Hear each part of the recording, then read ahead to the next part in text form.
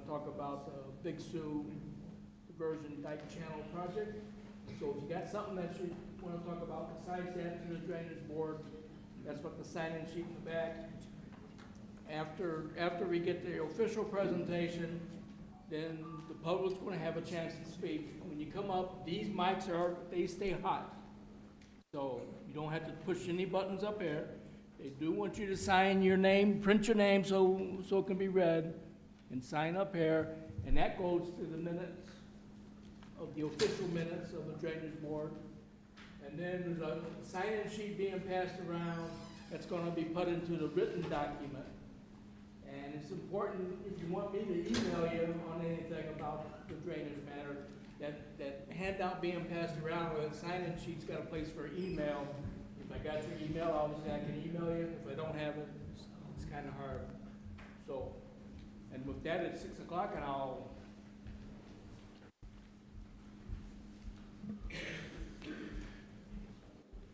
All right, it is 6 o'clock. We'll call the meeting to order of the Brookings County Drainage Board on this Monday, June 8th, 2026. If you could please rise, remove cover for the Pledge of Allegiance. To the flag of the United States of America and to the republic for which it stands, one nation, under God, indivisible, with liberty and justice for all.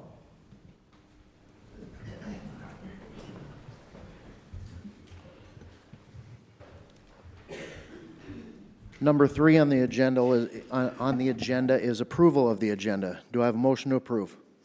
So moved. Second. Motion is second. Any comments? Hearing none. All those in favor signify by saying aye. Aye. Opposed, say nay. Motion carries. Number 4 is an invitation for a citizen to schedule time on the commission agenda for an item not listed. There is a 5-minute time limit per person. Anyone wanting to speak during this agenda item must sign in prior to the start of the meeting. No commission action will be taken during this agenda item. Any requested action item may be scheduled for a future meeting date. And we have a lot of people signed in. I don't know if there's anybody that wants to talk on something other than what's listed. Mr. Chairman, some of those are going to be people that didn't realize Yep. we had a Yep, second. that's why I just want to make sure. Okay. Moving on, number 5, regular business. A, presentation from Banner Associates on the draft environmental assessment study.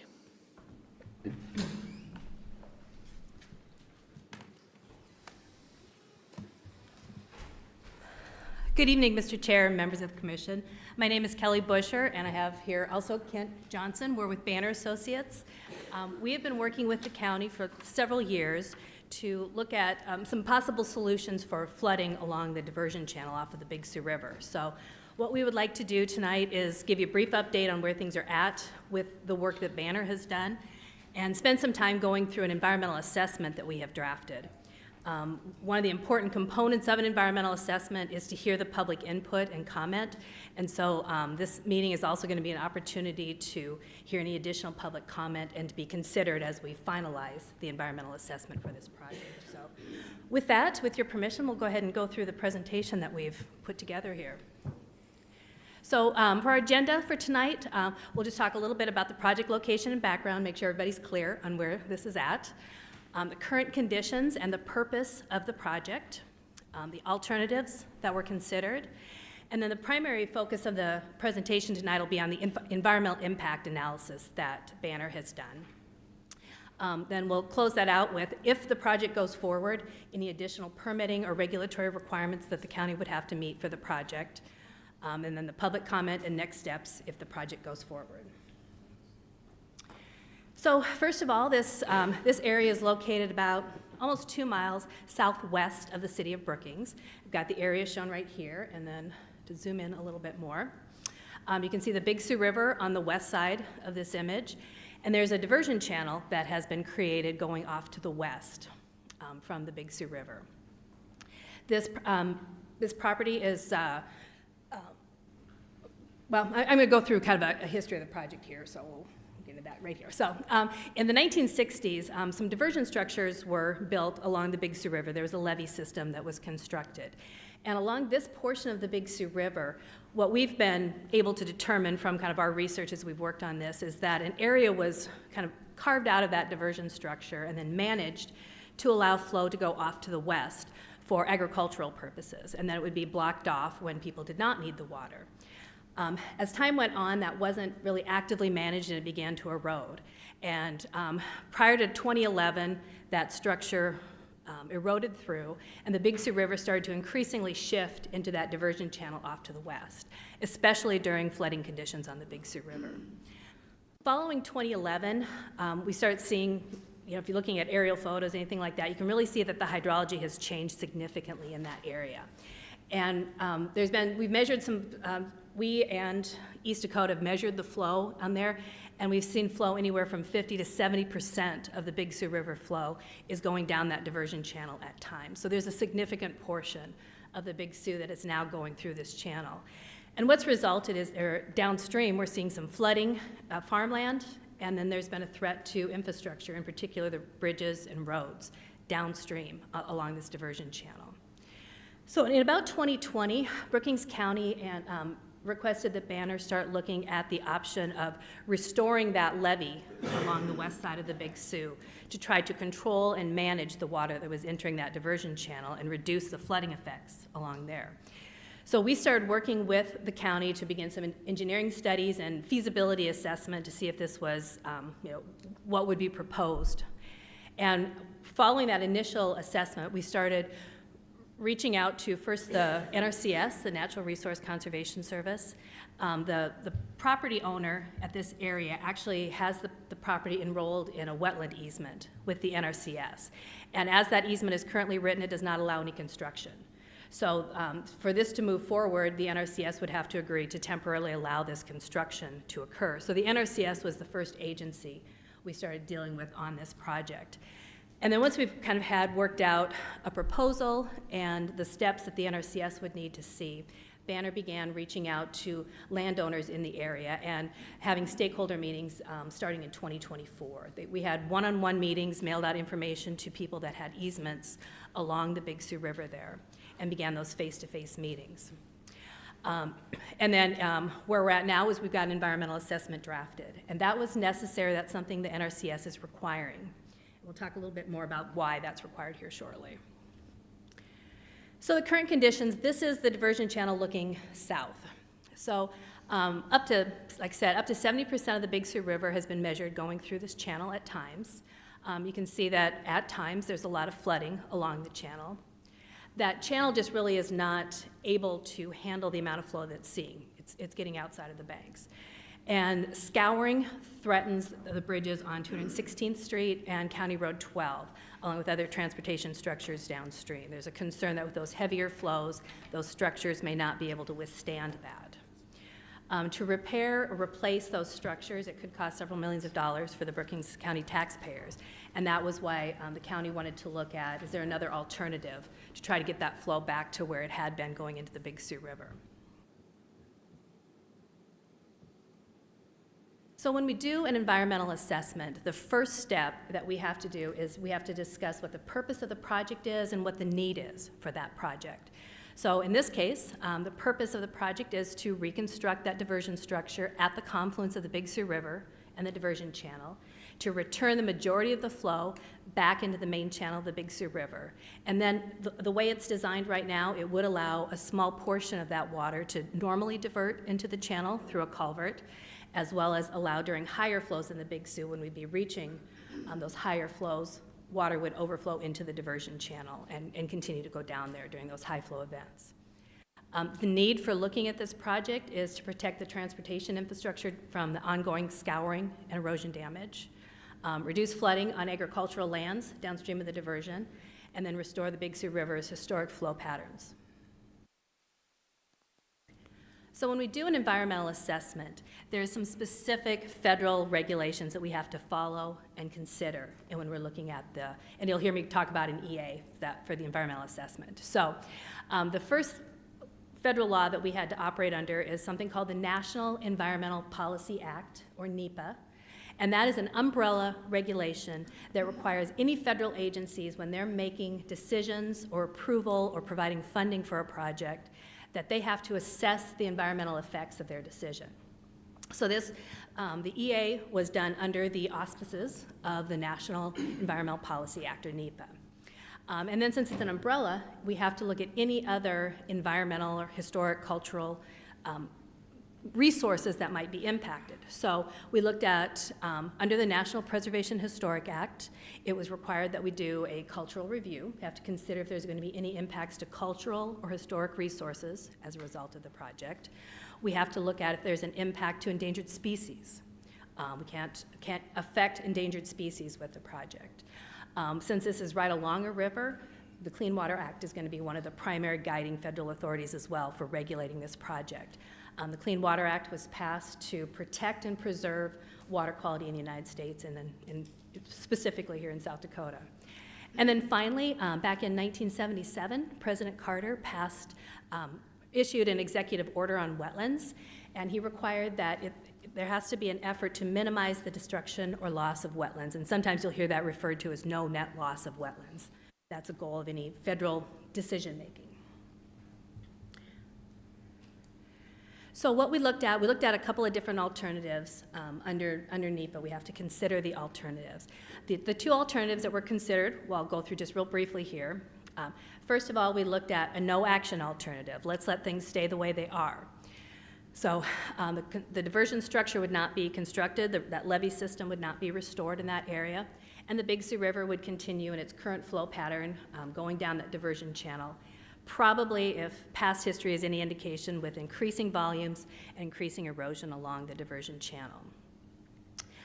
When we look at the effects of an action, we have to look at three different things. We have to look at the direct effect, so physically doing something, or in this case, not doing something.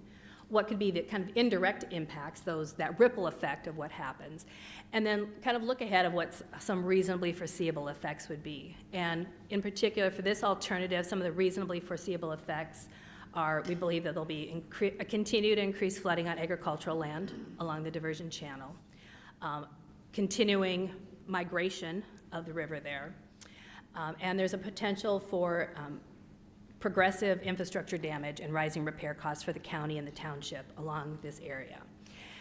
We, as part of considering this alternative, we looked at the potential costs, looking at replacing the 216th Street Bridge. It's not big enough to handle these higher flows. So to design something that could handle the higher flows that we're seeing on the diversion channel, it would have to be longer and higher, and the bridge would be almost doubled in length. For the 217th Street, there's culverts in that area. We would need to put more culverts in, up to 40 72-inch culverts. That's a lot of culverts in there. And then at the 469th Street or County Road 19 bridge, again, that bridge would have to be doubled to handle the expected flow along the diversion channel. So we put together some rough estimates, some preliminary information on what this might cost. And it could be anywhere between $7.8 million and $12.45 million in cost to replace these structures. That would be with the no action, do nothing alternative. And then the county asked us to look at the alternative of restoring the levee. So, and we're calling this the proposed action, since that's the idea that's being put forward here.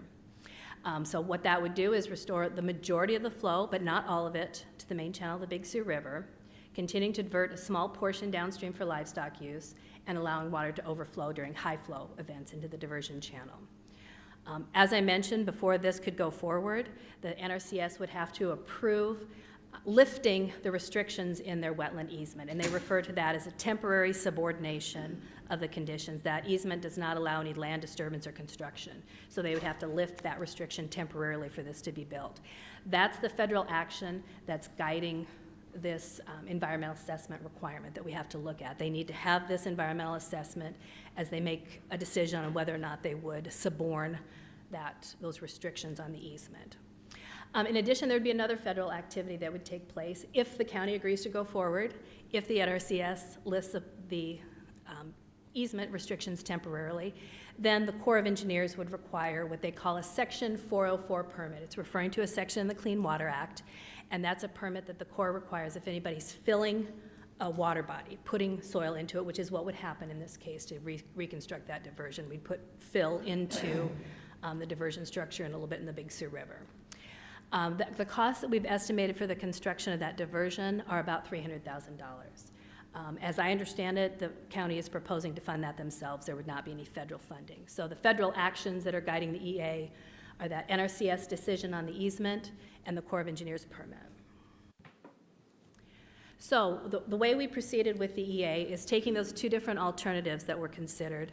We looked at those direct effects from either doing nothing or constructing the channel, as well as those indirect and reasonably foreseeable effects that could occur to the different resources, environmental resources. So I'll go through, most of these I'll go through pretty quickly. I'd be happy to answer any questions on them, but we'll put the primary focus on the water quality and the hydrology modeling. So first of all, since we're dealing with the NRCS, one of the first things they wanted us to look at is impacts to soils and farmland resources from either doing nothing or for constructing the diversion structure. So with a no-action alternative, there would not be any construction-related impacts to soil resources because there would be no construction. But there could be impacts in terms of continued soil erosion along the diversion channels, what we're seeing now, and we believe that would continue. And then there could be some long-term indirect degradation of the downstream farmland from ongoing channel instability and flooding. So those are the potential effects to soil and farmland resources from doing nothing. With the proposed action, there would be temporary soil disturbance during the dike construction, obviously. Riprap would be placed on the dike and erosion protection to stabilize the Big Sioux River channel to make sure we don't see it erode out again.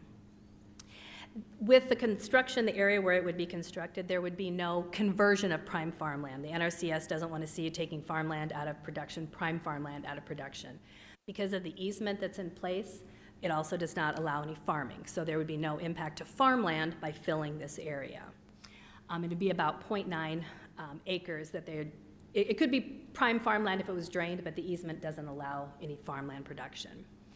And then the long-term stabilization of the downstream soils by putting the flow back into the main channel of the Big Sioux River where it's better able to handle that higher flow.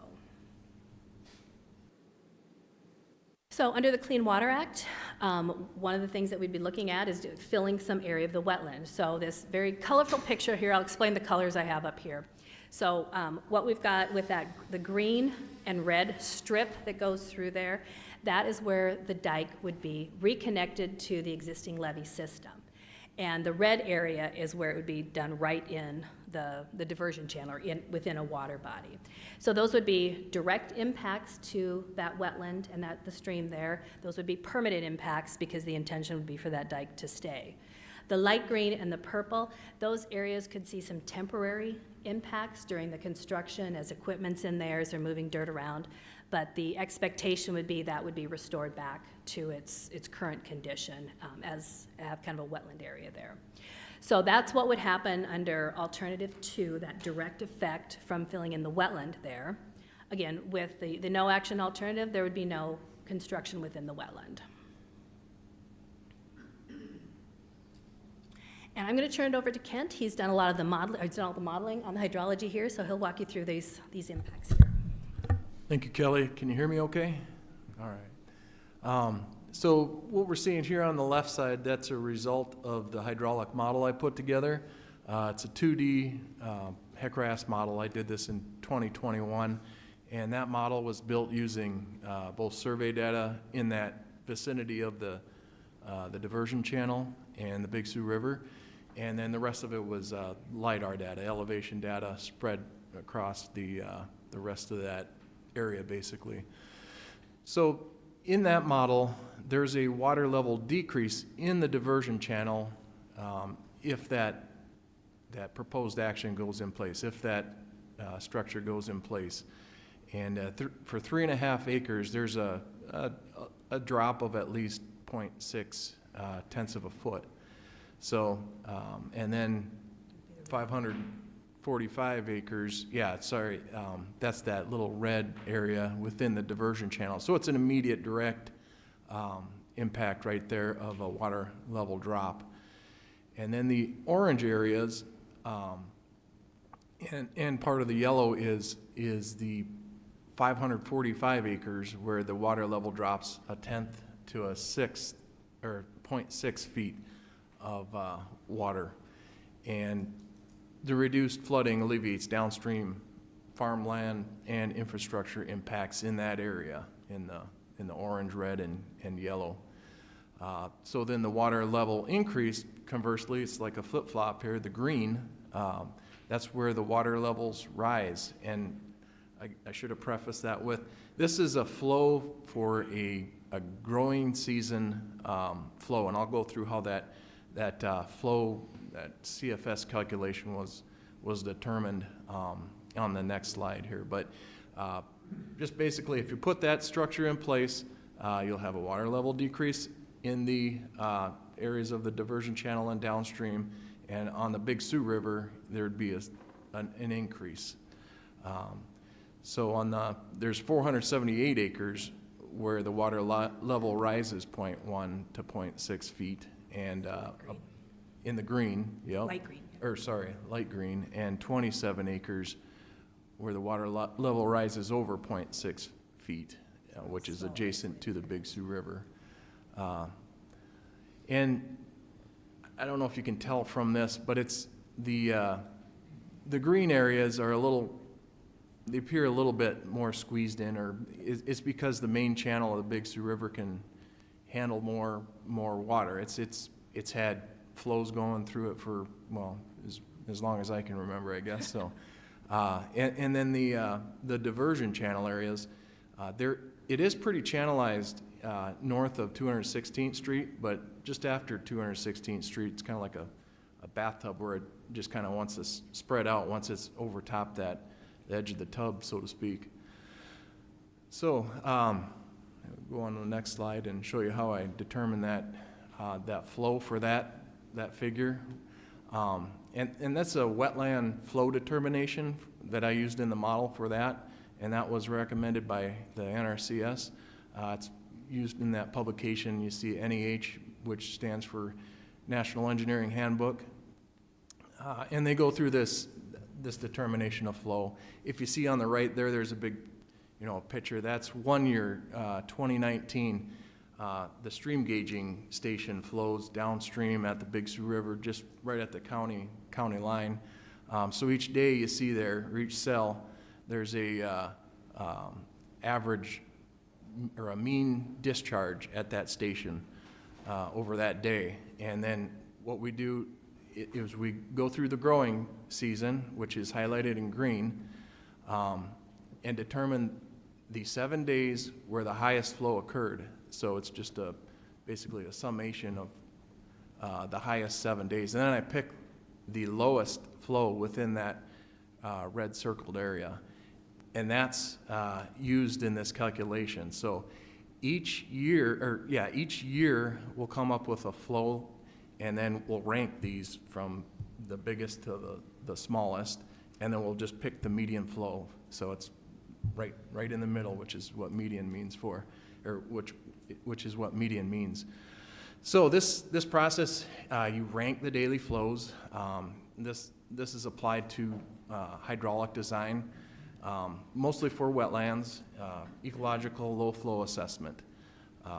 Key concept on here is that this links flow magnitude to time-based frequency, not storms, not like a 100-year frequency storm. So this is a 7-day growing season flow, and it's applied to our hydraulic model like we saw in the results from that figure on the last page. Okay, so floodplain management and water quality, no direct impacts. Again, if we're not doing anything, there's really no impacts to water quality. We're not stirring up the river, we're not filling anything, and it'll continue to operate the way it is today. However, there may be some impacts to infrastructure such as bridges, agricultural land, and we already kind of went through how that total for replacements of bridges is estimated there. And then alternative two, which is putting that that structure in place. There's really no significant change to the 100-year floodplain. You know, that wetland flow that I showed, it's basically like full channel flow within the main channel. A 100-year flow uses, it's a big wide floodplain. That diversion structure is just like a speed bump to it. So we're not impacting 100-year flows. And the reason that is the dike overtops during those high flow events, and it'll continue to use all the bridges along 216th Street, for instance. So it's not really impacting that big flood event that you'd have. Just again, the wetland or lower flows. So the total cost for that structure again is estimated to be about $301,000. Versus the cost to those bridges is quite a bit different. So maybe some of the permits required would be the floodplain development permit application. That's with the county. There may be another drainage permit we'd need with the county as well. And then flood control permit, that's with the state, Department of Ag and Natural Resources. So temporary water quality impacts, there's going to be some because we're filling in that diversion channel and right alongside the Big Sioux River. So those could be thought of as temporary, and once it's stabilized, you shouldn't have any of that anymore. There'll also be a stormwater permit required if we're disturbing more than 1 acre. One thing I want to show you here is this isn't addressing all the flow, and I hear from time to time, we're just getting so much more water in the system. It's due to, the city, and I'm not arguing against that. It's due to agricultural practices, tile. Maybe that is the case. I don't know for sure, but one thing I did notice, and this is just the Brookings, South Dakota National Weather Service station, their weather station where it collects information on rainfall. The annual precipitation is increasing, and this is from 1893 to 2025. That red line is a trend line, and as you see over that however many years, it's increasing. Likewise, we're showing something with the stream gauging station at the Big Sioux River at the county line. Also, that line appears to be increasing. With a major, one thing I'd like to point out, can anybody tell what is missing from that bottom graph, who's been around, well, a long time? What would you expect from the knowledge of flood event of record here? In 1969, that was the flood of record, and I purposely left it off of this graph because it's kind of an outlier. It's so early on in the period of record. But when I go to this next graph, that includes it. But what you also do see is that red line is also increasing, just slightly. But I'm just pointing out that that's a kind of an outlier in the whole period of record there. Not trying to trick you, I'm just kind of pointing that out.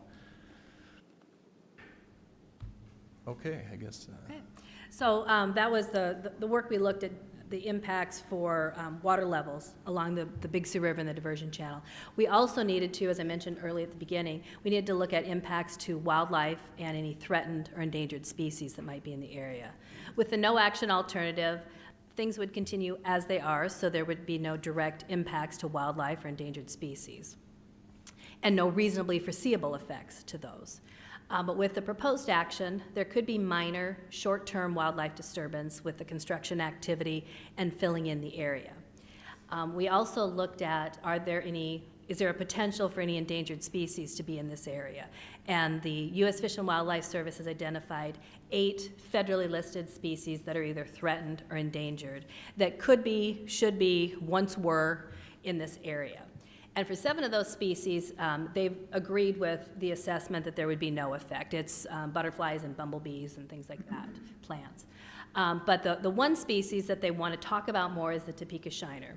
The Big Sioux River and its tributaries are an area that have been identified as Topeka Shiner habitat, and honestly, here in South Dakota, we have some of the highest numbers of Topeka Shiners. So U.S. Fish and Wildlife is very protective of the fish and of the habitat for these fish. So they said this is an area where there could potentially be Topeka Shiner. And so we're still consulting with them on whether or not this project could impact them negatively, and discussing with them potential mitigation efforts and best management practices that we'll have to do to protect the Topeka Shiner. So far, what they've talked with us about is avoiding construction from mid-May to the end of July, because this is the spawning period for Topeka Shiner, so we're not disrupting them at their most vulnerable stage. They're also going to require that there's erosion controls in place. When you get sedimentation into a river, you can have impacts to where they live and where they reproduce. So they want to make sure the erosion controls in the area are good and effective and are inspected regularly.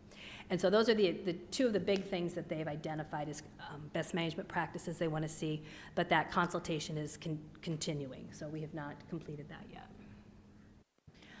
We're also required to look at air quality, plant, and riparian resources when we do an environmental assessment. We're very fortunate here in South Dakota. We don't have any areas that are considered not meeting the state and federal air quality requirements. So there might be a little bit of dust with the construction, but otherwise there would be no impacts to the air quality in very short term from a little bit of dust. For plants, we're not expecting any direct impact to plant resources with the no-action alternative, although we certainly could see some indirect effects from continued erosion in that area. With the proposed action, there would be disturbance of the vegetation during the construction. Those areas would be reseeded with native species and erosion control on the dike itself. There would be a permanent impact to the riparian areas, which is those areas right up along the river and the channel that have become kind of wetlandy areas. There would be a permanent impact where that dike is placed. That would stay put, and you would lose that riparian area. And then we also had to look at the social and cultural resources, the effects from the project. So with alternative one, again, things would stay as they are. However, we could see long-term adverse impacts to transportation structures, resources in the area, and recurring repair and eventual reconstruction of these roadway crossings with the no-action alternative. If something is constructed, we actually had to have somebody from Augustana University who's got a background in archaeology and cultural resources go out and take a look at the area where this would be constructed to make sure that there weren't any remains, cultural things, historic sites, something that would be culturally significant. And they said that there would be no historic properties affected from this study that they did. They actually went on site and looked at it. As far as any other social impacts from the construction, obviously there would be some noise, again, some dust, minor scenic and recreation impacts while the construction's going on. No long-term effects from that. The beneficial long-term transportation effect was that it would take that pressure off the transportation structures along the diversion channel and put the water back into the Big Sioux River where those structures were designed to handle that higher flow. And then there'd be no permanent closures or relocations of any public roadways. This would be done on private property. So once we had gone through laid out the alternatives, looked at the environmental impacts, we've got here just kind of a summary chart on a comparison of the alternatives with some color coding to show the effects. So the different criteria that most likely be influenced by doing nothing or doing the project would be flood reduction, infrastructure protection, costs to the county and to the township, and then the environmental impacts of it. So with the no action alternative, we wouldn't see a flood reduction. We would probably see it worsen. The infrastructure would continue to be at risk, and the projected cost to the county to repair and replace this could be in the millions, between $8 to $12.5 million, our initial estimates. The environmental impact, while there would not be construction, so there would be no impacts from that, we would see that ongoing degradation along the channel, the continued erosion and flooding along the diversion channel. With the proposed action, alternative 2, there would be a significant reduction in the flood flood flows along the diversion channel. But as Ken showed you with his modeling, there's going to be some slight increase along the Big Sioux River. So that one's kind of got two colors, two considerations there. With the infrastructure, it should be protected along the diversion channel and the Big Sioux River, better able to handle it. There certainly would be a cost to the county to do this as well, but the projections of about 300,000, 301,000 are lower than the millions that are estimated for the repairs of the bridges and the roads. Environmental impact, we outlined what kind of impacts there would be, and between U.S. Fish and Wildlife, the state, Corps, we'd be required to mitigate those and minimize those environmental impacts from the construction activities and building this, as well as those reasonably foreseeable effects. So, with all of that, the county has not yet made the decision to move forward with this. So I did want to lay out that if you choose to, kind of go through a few next steps that you'd have to go through. So with what's been identified with the project, if you go forward with the proposed alternative of constructing the diversion structure, there'd be some regulatory commitments that you have to meet and some mitigation that would have to be done. Got it summarized on this table here. So if the NRCS lifted their temporary restriction on construction, allowed this to be built, then a regulatory commitment would be that you'd have to have a Section 404 permit, which would require you to minimize the water quality impacts and minimize the footprint to the extent possible of what's being filled in there. That permit may also require you to do some mitigation, some compensatory mitigation is the term they use, which means build more wetlands to make up for what's lost with where it's built. So that would be a mitigation measure under that. For the state, they would, if the disturbance is over an acre, and right now we're expecting it likely would be, you would have to have a permit from the South Dakota Department of Agriculture and Natural Resources for construction stormwater. If more than an acre is disturbed, you have to have this permit from DNR, and what they require is that you have erosion controls in place, that you're minimizing the erosion at the site and the sediment that's getting into the water bodies nearby. DNR would also require a flood control permit, which is through their water rights program. And then the county would need to assess it for a drainage permit and a floodplain development permit, since this is in the floodplain. So the county would be involved with that regulatory step there. And then any additional mitigation that I haven't already talked about, as I mentioned, the Topeka Shiner, we're likely going to have some restrictions on when and how we construct, and they're going to want to make sure those best management practices are in place for controlling erosion.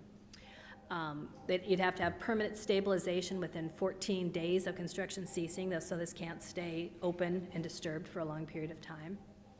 And talked about the wetland compensatory mitigation, and then there would also be a requirement that the contractor has a hazardous materials safety protocol to make sure they're not having spills of any chemicals on site, fuel, and a plan in place if, heaven forbid, there was something like that. So that would be something required.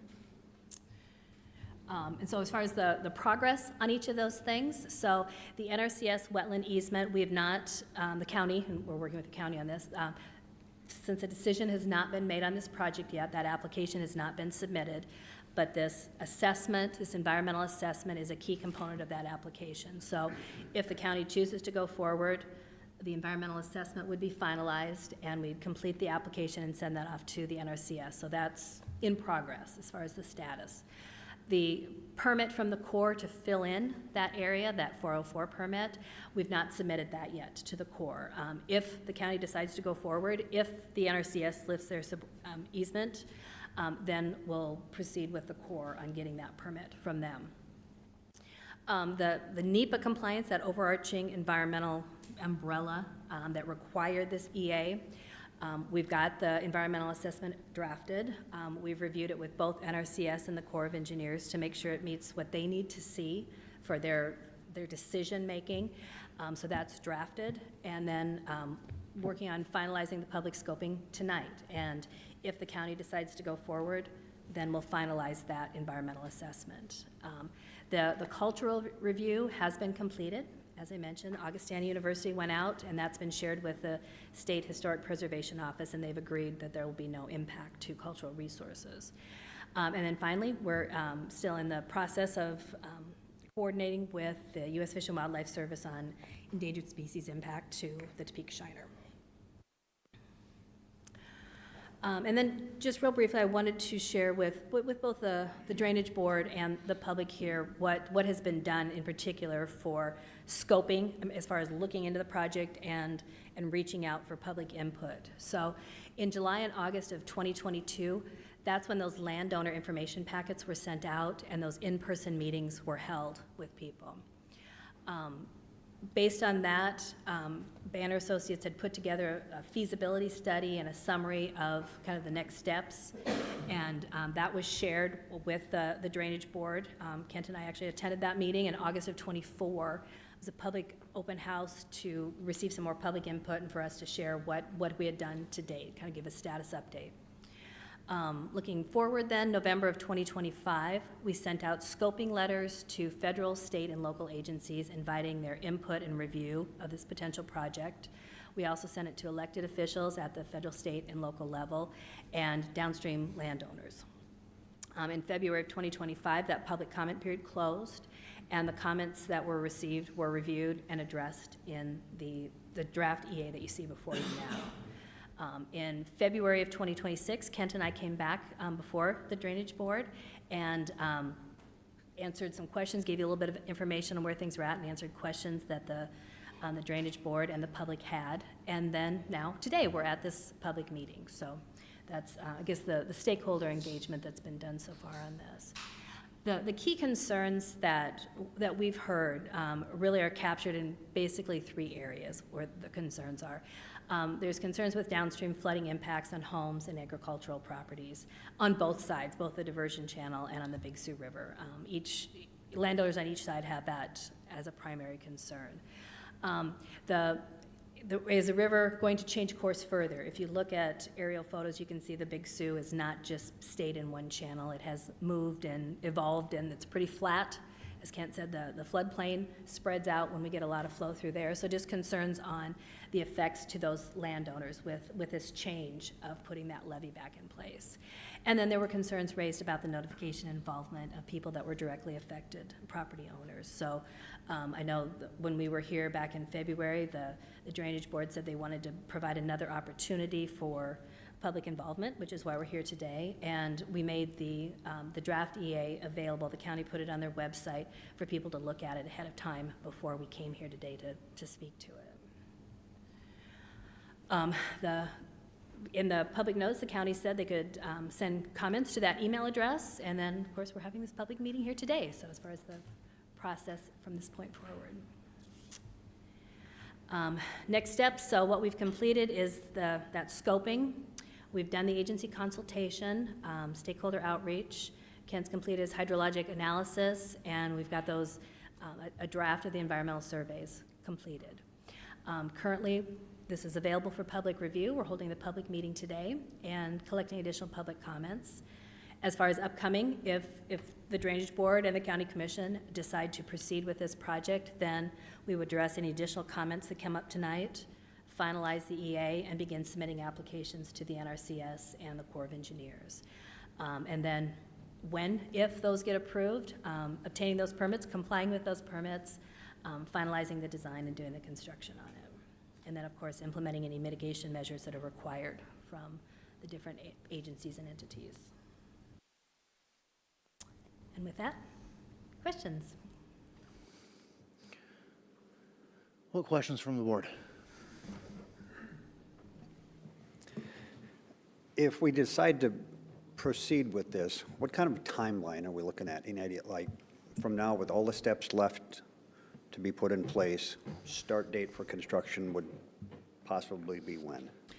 I guess I can kind of speak to at least as far as wrapping up some of these steps. I think the NRCS, worked very closely with them. It sounded like their approval would, once they get their complete application, 30 to 90 days, but they said they really try to keep it more on the 30 days, and they're very familiar with this project. So we're hoping we would have that approval within 30 days. The Corps of Engineers, since we've not started that process, that's going to take a little bit longer, and there would be a public notice with their process of 30 days, so it might be later this summer, even into the fall, before we had the Corps permit.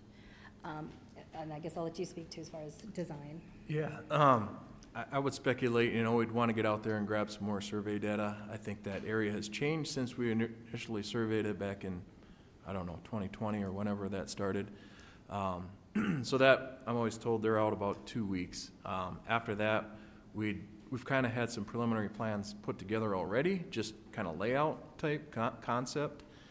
So we'd further those along, and I would say maybe 3 months by the time we get them together. We probably need to send them to NRCS for review. I don't know how long they will take.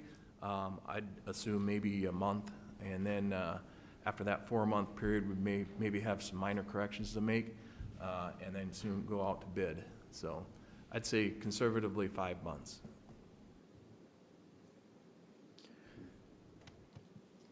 After permitting.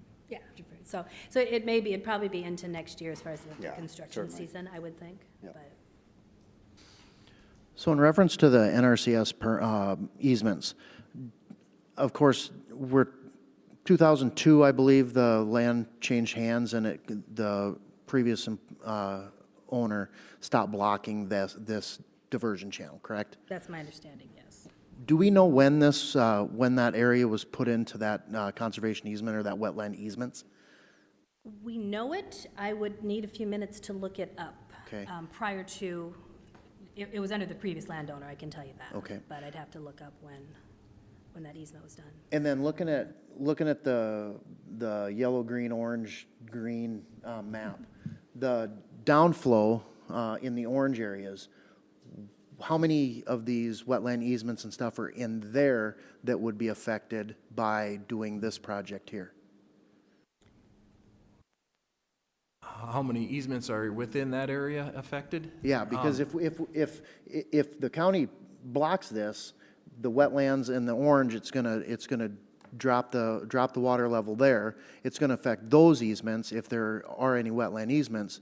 So are we gonna have to, or how many is there down until the county line that we will have to get permits and stuff for those, not just this one up here? I don't believe we need to get any permits for the downstream easements. Yeah, no permits are needed. As far as the Corps of Engineers, or NRCS, originally, when we were speaking with the NRCS, they were wanting to look at every single easement, and that was part of why, Kent did such a wide modeling impact. As we've been speaking with them now, their only decision is going to be on, and actually in looking at this map right here, this whole map, hopefully people online can see this as well, but it's just right here at the top of that red area where the diversion channel is. That's the only area where they're issuing any kind of approval or authorization. They're not, they're not requiring any approval or any consideration of changes in those wetland easements if the flow changes. But correct me if I'm wrong, didn't you mention that any action that we would take that would change any wetland easement, whether it be there or downstream, would require a permit, or we could, I guess I was mistaken on. I apologize. I heard that where you Yeah, guys I had apologize said if that- I wasn't clear on that, and I know early on that was our understanding. As of 2 or 3 years ago, that was our understanding.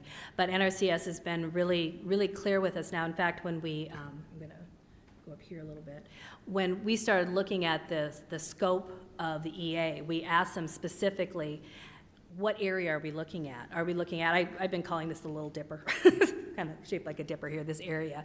Are we looking at that? Are we looking at the whole diversion channel? Are we looking at the entire watershed?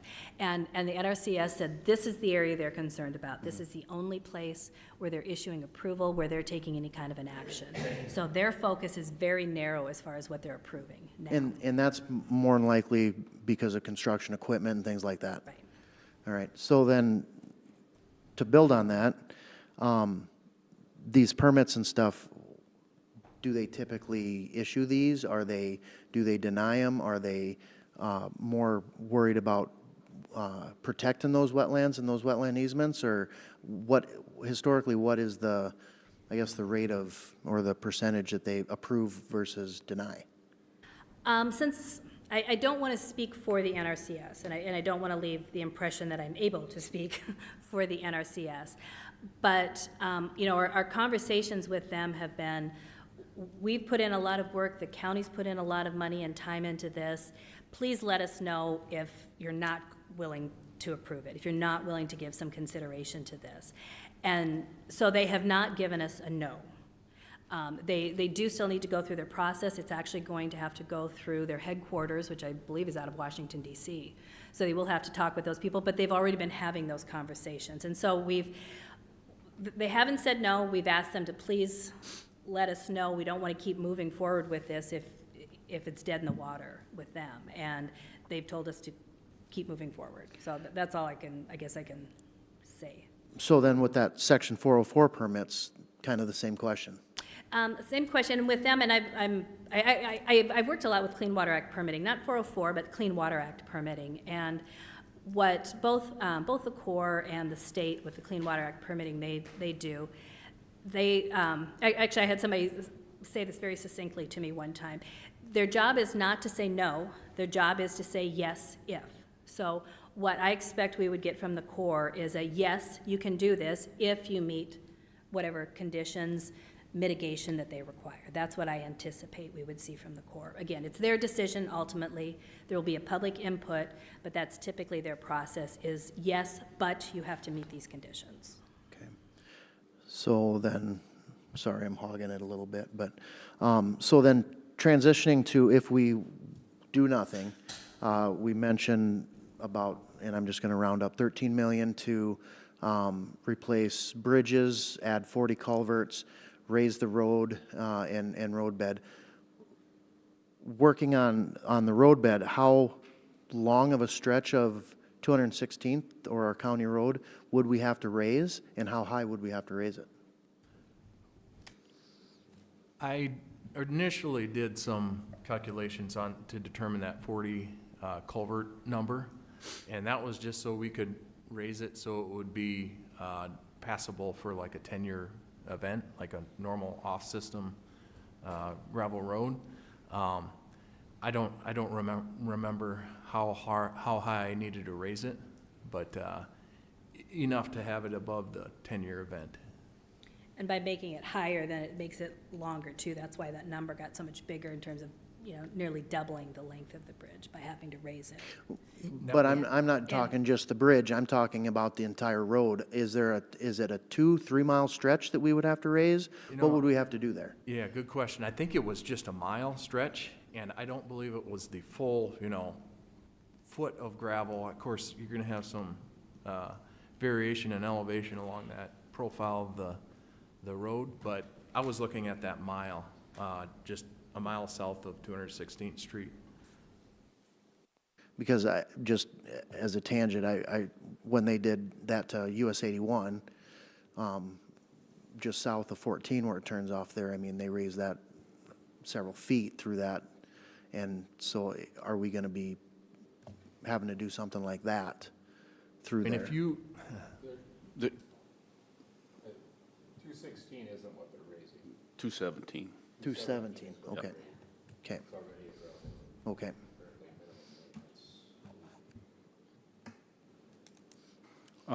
You made comments on the bridge threatening infrastructure. Can you touch a little bit on the bridge issues?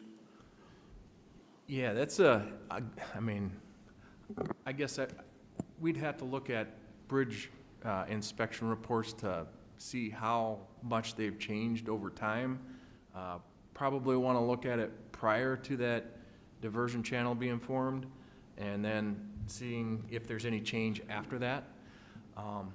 Those bridge bridge inspection reports, they're more looking at the structure itself, but they do also look at the channel, if it's eroding, if there's flows, impacting the wing walls or the back walls.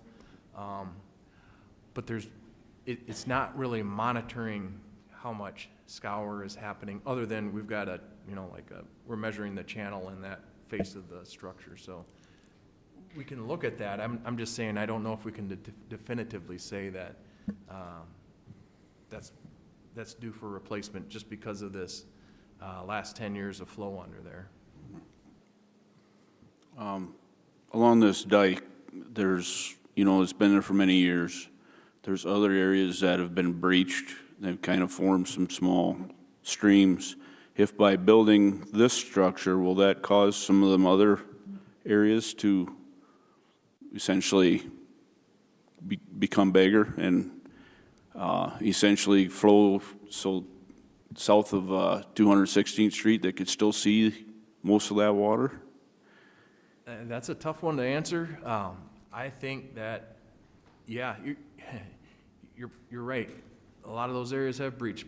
I don't know how you would how you would quantify it, but there is potential for another area to break through and then drain into the diversion channel. I'm not saying it's not possible, but by putting this back in place, we're protecting it in that section. That's all I guess I can say on that. Mm-hmm. Do you anticipate, if you put that dike in, anticipate any backup upstream from that? It'll continue, it would continue to operate the way it did before the breach. I guess that's the best way I can answer that. So yes, according to this figure, it would return to the way it was before 2011. So compared to today, those water level rises in that stream are right along the right side of this figure, 0.1 to 0.6 feet, 478 acres, and 27 acres where it's 0.6 feet. And maybe to make, because this was one thing even that I wasn't necessarily clear about when we first started looking at a map like this. This doesn't mean that the water is going to be 0.6 feet higher all the time, permanently. This would just be during that growing season, that little bit higher. Yeah, that high flow period that we'd normally expect. Again, that's the median flow over that time period. Yes, and that dike, if I remember from the previous presentation you guys did, that the height of that is set at flood stage, right? So when we get more rain than normal, it's not going to do anything to control flood. It goes up and over that and goes just Yeah. like it normally does. So it's Yep. not going to back that up. It's not going to stop any flooding. No. Once it starts, it's just set at that flood stage so we don't make that problem worse. And that's why, because it's such a large floodplain, I mean, Ken's described it as just kind of a bump in the road, it's, when you get the Big Sioux River flooding, Right. it's going everywhere. Right. And it will be able to go over that. So it would just be more that ongoing flooding that's occurring from the diversion channel getting flow more frequently. Yeah. That this is looking to resolve. Yeah, when I was out there today, you look at that, and the two bridges, they're very drastic difference, on the diversion channel now, the water's probably 18 inches below the bridge. You go to the other Big Sioux Bridge, and it's probably 8 or 9 feet below that. So there's a lot more water can flow through the main channel where it was before. Yeah, those bridges weren't built to handle that higher flow. The expectation was the flow was going to be much lower through there.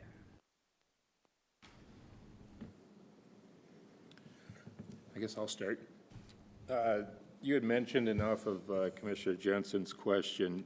What exactly is the scouring that you're predicting to be an issue with the bridge? Just, that term refers to what? I mean, Yep. Hopefully I understood your question right. What scouring looks like under that bridge, basically. Well, scour can happen any number of ways. You can have continual flow and that continual velocity under the bridge start to erode away. You've got eddies downstream of just the eating the bridge. concrete out? What's that? Eating the concrete out type? Well, it doesn't eat it eats the foundation under the concrete potentially. Can get away around the outside and get at the back wall, and then before you know it, you have a failure behind the wall on the abutment of the bridge. And that's a problem if you have a high water event where you've got water maybe going over the road, then you lose the bridge because you actually have a failure behind on the road where you'd lose the bridge and you can't pass over so that's a safety issue then. But yeah, scour, and then high flow events cause scour too because there's so much flow going underneath the bridge. It's building up on one side and putting a lot of pressure underneath it, so we call that contraction scour. and that's forming a bigger hole under the bridge essentially. So all that material gets shoved downstream, and a lot of times on the downstream side of a bridge, you'll see a sediment deposition hill or whatever. And under the bridge, you got a big hole, so it's just kind of moving it, dumping it downstream unless it keeps on carrying it downstream. Okay. And then what is this particular bridge's score? I know we get them done, every 2 or 4 years? Every other year, we do one half the county. Does bridge have a current score, and where does it rank? I don't have that number in front of me right now. We inspect it every other year, and I think it's still in pretty good condition. I don't know that it's up for replacement anytime soon. I guess we'd have to get one of our bridge, the bridge inspector in here to address those kind of issues. Okay. And then the original channel where we built the new bridge, what's the potential capacity through that channel until the river is not sedimented in? Yep. Unfortunately, we don't build bridges on the county level for a 100-year event, and that's kind of how I think of your design. I believe that may have been a 25-year event. Okay, So- I guess what I'm saying is, at the county line where the river exits, you've got a measurement of, 490 cubic feet? Yep. And that's specifically for that wetland flow determination for their model or modeling results they wanted to see. Yep, so the channel, when we put the dike back in, the original channel, is that capable of handling that much flow? Yes, it handled it, well, It's not the same as it was before. yeah, Your own and- report and- says it's all cemented in. yeah, and it changes over time too. I mean, it's changing paths and everything. So I mean, I'm not gonna say it's exactly the same. We have the model set up as it's not changing, the terrain is not changing. And that's what I can tell you. I can't tell you, predict where it's gonna change or anything like that. Right, but I mean, in the report, it says for a temporary period of time until the channel is ate back out, we're gonna have elevated flooding or elevated water levels in that area until the bottom of that river gets eaten back You can see it out. a little bit in this picture I just put up here, that because the flows have been a little bit slower through the Big Sioux River, there's been more sediment deposition, Right, so. because the water's diverted, it's going slower and dropping stuff in that section. Yep. So my theory is that it can no longer handle what the exit is because it's too shallow. And so then, to bring to my conclusion, you've built out it costs this much to do nothing because we may potentially have to replace this bridge and put some culverts in and maybe another bridge, and those are expenses that we have. But if we're gonna build this dike and we don't do any preventative type measures to prevent flooding in the original channel that is no longer large enough to handle that flow, that's an expense that we're not seeing in our cash flow comparisons of what the cost and expense is. Correct. I did not address how, what that expense is. I don't know what it is. I can't tell you what. You can't just shove 3 inches of pipe in a 2-inch pipe and expect it to not flood out everybody on that side for miles, especially anytime it rains 3 inches in Castleton. Yep, I agree. So but we're there- missing part of the report and the financials on it. Yeah. Now, I believe that main channel would also eventually hit its equilibrium where it's gonna, carry that sediment that settled in it, downstream too. Eventually, I guess it might, do Eventually, that. but I mean, we've got substations in people's houses and structures all along there too that are gonna flood out and cause problems as well. And so that isn't a zero cost on that side if we spend $300,000. There is a cost there. It's just a matter of who's gonna pay it. Yep. Now, it's fair to understand, though, I'm more referring to those within the bank flows. That channel capacity has changed slightly since, that diversion opened up. And when we're talking flooding, like using the whole floodplain, I don't know that it's changed that significantly. The floodplain hasn't necessarily changed, is the channel. Yeah, it's, once it's accessing the flood, I mean, it's widening out so much. The amount that's going through the channel isn't significant at that point. But it's gonna build up right ahead of the bottlenecks. And it's hard to quantify how quickly that sediment would get washed out. I mean, you can see a single event that's raging through there and completely scour it out, and otherwise it could be Well, somebody's slower house trickling. Yeah, so it's hard to, Bridge, but it's yeah. hard to quantify that, yeah.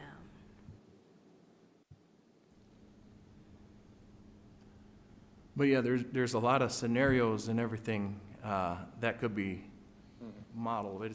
Well, It takes a long time, you know, and to, then, it's not necessarily my job to come up with solutions, but if we can build a dike that will divert half the flow of that river for $300,000, we can shore up our bridges with some riprap and prevent that scouring from happening for about the same amount of money.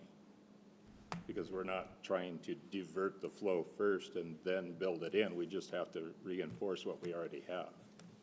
And if the bridge isn't already on replacement list, it's probably not that bad a shape. yeah, I agree with that assessment. I will say that downstream main channel bridge was just built in 2021, I believe. So that one's sized for it. This other one is not. You know, I don't know when that was built, probably the 50s or 60s, I imagine. But it is quite a bit smaller, too. And that bridge is shot regardless how much water is flowing underneath it. Yeah, it might be. See through it from the bottom, 'cause I used to farm right there, and it's like, oh, let's go look at the bridge, and you look up, it's like, oh, yeah, I'm going around. Yeah.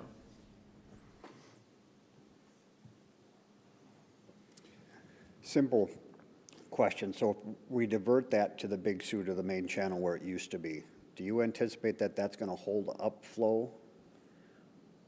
In the Big Sioux River? The Big Sioux versus the diversion channel, is there more, can more water flow through that side than where it is right now? Have you done that calculation? We go to divert that. Is it? Yeah, that's already To follow part up on of, Doug's question, is it gonna, I know the bridge is a lot wider, it looks like it's gonna go, would a lot more water could flow through there. Do we know that answer? well, this is what the model result tells me. I don't know how much has changed since, you know, when I looked at it in 2021 or whatever, but it may have filled in, or there's maybe more sediment in the main channel. I don't know. But yeah, if you're gonna, you know, put the plug in the dike, you know, where the dike is supposed to be for the diversion channel, all that flow's going, you know, back where it used to be before it washed out for the diversion. So yeah, I think, you know, compared to today, it's gonna raise a little bit. And And, you at know, that flow, it's, you know, I have the numbers right here. and it can kind of see from this image that the green is a little more channelized, where the orange and yellow is more spread out. That's somewhat reflective of the channel being able to contain more of it and less going out of the channel. And maybe that's a good way of looking at it. It handles it better than that downstream area from 216th Street. It's pretty wide. It's not as channelized as the main channel, I guess I would say. Right. Yeah, I guess, I don't have a problem with getting the river back where we say it's supposed to go, because we built a bridge there. But, and it makes sense to send that water there, but we can't have a cost comparison and say that there's zero on the other side. I don't know whether you probably can't get permitted to dredge it out so it gets back, so it can handle that as part of the project, but that would be the only way to do a cost comparison, a true cost comparison of what it's gonna take to do one side or the other. Otherwise, you're gonna have half a county full of people that aren't very happy no matter what we do. If that's not included in what the solution is supposed to be. Ken, when you did the hydrology study for the river bridge, when that was planned and everything, how far upstream do they check channel depth and everything? During that study, Yeah, we go 1,000 feet upstream and 1,000 feet downstream. That's the minimum. On a, Big Sioux River, we likely went further than that. I'd say, I don't know if we went all the way up to where this diversion structure is, but, I'd say we probably went about 1,500 feet upstream. And that's a 1,000 feet up and downstream is a requirement of Office of Bridge Design in their Yeah. analysis. is there a way to check that now? Yeah, I can go open up that model and find out.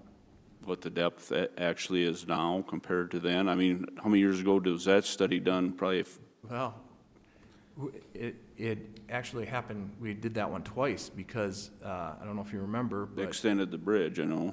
yeah, the state changed their requirements for scour calculation and that made us go back to drawing board before we got to the finish line on that first design. So, yeah, I can look back and find that information out.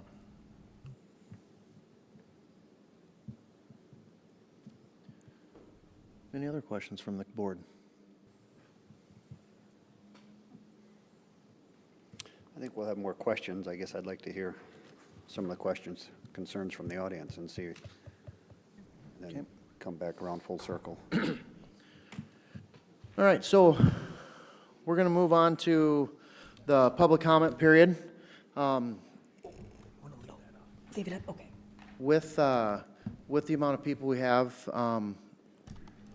we will ask you to come up, sign the paper that's up there, if it's still up there, it should be. State your name.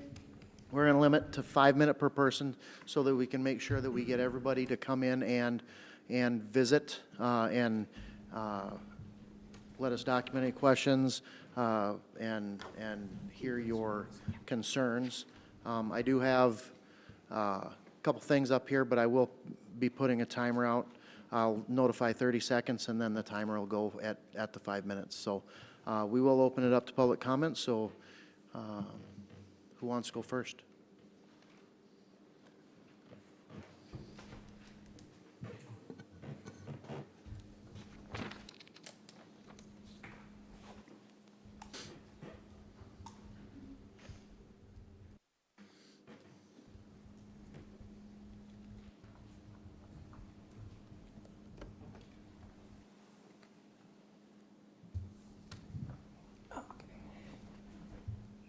Thank you for letting us comment. My name is Steve Wicks. I live east of Nunda, but we own land right north of Lake Campbell. There's about 310 acres plus. And for the last, since 2004, we used to raise crops down there in that flat.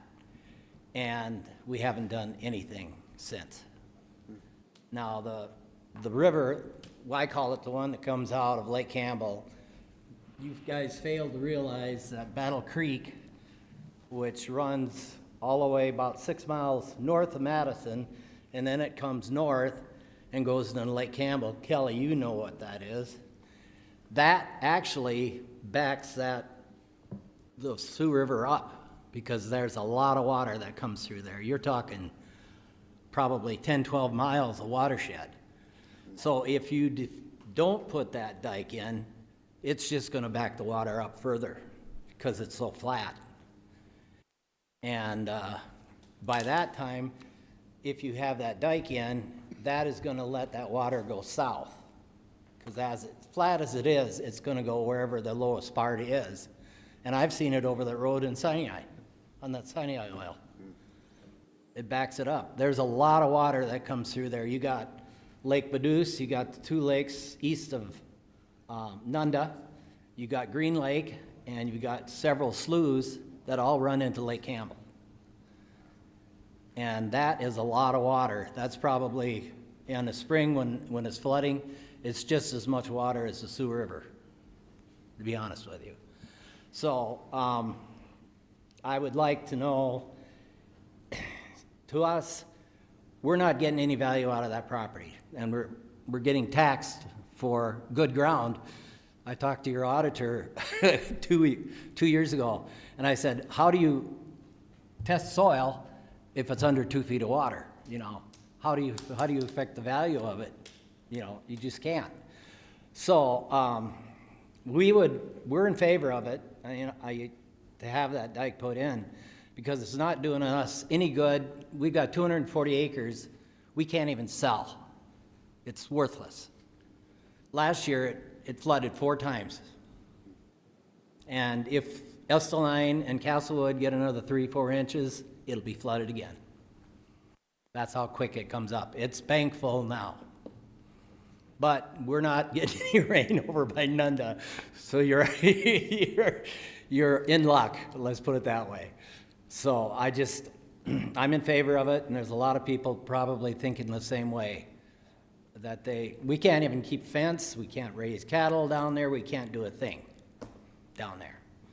And you take 240 acres and you pay taxes on it, that's a lot of money. So, thank you, I appreciate that. Thank you for your time. Thank you, Steve.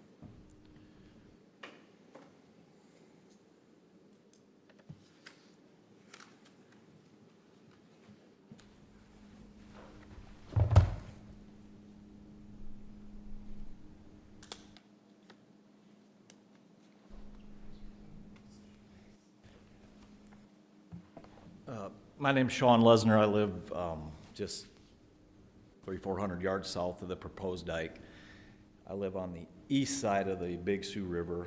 I got a zillion questions, but I'm going to have to speed through this. But I just want to makes a comment to what Steve talked about, and I appreciate him. Farmer wants to protect his land down there, but the point is, and he alluded to it, even if you fix that dike, the understanding is the dike, it's still gonna go around it in high water times, right? I've lived there 26 years and never past really mid-May, end of May, did I worry about flooding. It's flooding all the time now. Last July, my entire property was underwater. Today, I invited commissioners, you probably got your email, and others to come out and see it. My property on the east side of the Big Sioux River, a ways away from this dike, is flooding today. It's not a dike problem to me. There's a lot of water going in that river, and I'm not an expert on it.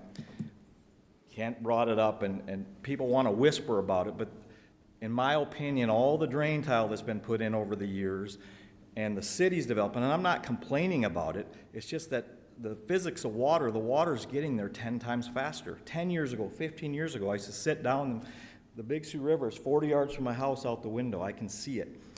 And we'd get a rain up north, and it would barely move, even big rains. Brookings County right now is in a drought. Pull up any map, it says we're in a drought. Matter of fact, a severe drought. My rain gauge in the last 2 weeks have got 1.25 inches, and my ground is flooding. And I'm east of that, way east of that. It's flooding out of the Big Sioux, not just the dike. So, again, my argument is that there's problems with the river, and we can't change it. Nobody's going to sit and change and pull all the drain tile permits, and I'm not sitting there trying to go down that road, but it's an evolution-changing system. Drain tile, the city's developing, a lot of the retention ponds, natural ponds, north side of Brookings, all the building going on, south side, all the building going on, everything's getting built. The water's just getting out of there faster. And whatever the rain was last Tuesday or Wednesday night, that river went up 5-6 feet overnight, and that was up in Castlewood, Esteline, whatever, 35, 40 miles away for a 3-4 inch rain. I got 1.25 inches rain, and the river went up. So per the proposal, yes, they're going to put in the dike, but it's not going to work today. We're in a drought. Nobody's got rain. I've talked to others. The farmers are dry. It's dry out everywhere. Even Steve mentioned how dry it is everywhere, and it's flooding. So there's bigger problems there. Some of the things I want to address, Kent talked to some of this modeling. Well, this is 5 or 6 years old, right? And I live 40 yards from that. River's changing constantly on its own, constantly. So the point is, it's not going to work. Today, Steve wouldn't have any crops planted. If he did, they're flooded. I have My little Weasley 5-6 acres of food plots are all underwater that I planted a week and a half ago. Corn is completely underwater on the east side of the river, not on the side where the dike is. And so every time it rains up north, it's getting there faster. I don't know, I don't know how you're going to do it. The modeling, in my opinion, I mean, I went to school to be engineer, civil engineer, so I know a little bit about it, but I mean, it doesn't work down there because it's constantly changing. Banks erode. If it was a concrete river system, the modeling may work, but I just don't see how it's gonna, and when Ken asked some of these questions, some of it was, I believe eventually, I believe. I mean, are we basing this on I believe? I don't know how much time I got left, but I got a zillion questions. And one of my questions was the new bridge, was this considered when it was designed, that it was gonna handle this amount of extra water? I mean, was that in the consideration? I mean, because you spent how many millions on that, and now, there's arguably reports there's 50, 60, 70% of water in that diversion channel you're gonna try to put back into the river. So it's gonna double or more the flow. First of all, it's not gonna stay in its banks, but then can the bridge handle it? Was that designed for that? And, comments, nothing against you, Dave, but you referenced the distance between the bridge. There's only X amount under this bridge and there's 6-8 feet under. There's two different heights of bridges. I mean, they're completely different. And I don't know the elevations, but the new bridge, which is just by my house, is way higher than the old. So I don't know how I'm gonna finish all this, but, so the bottom line is I think there's other factors. I don't think the dike is gonna affect it. In low times, but when is low times? We're June 8th and my place is flooding. Last year was flooding in July. So it's not gonna work. I mean, I don't know how we're gonna go around, but thank you for your time.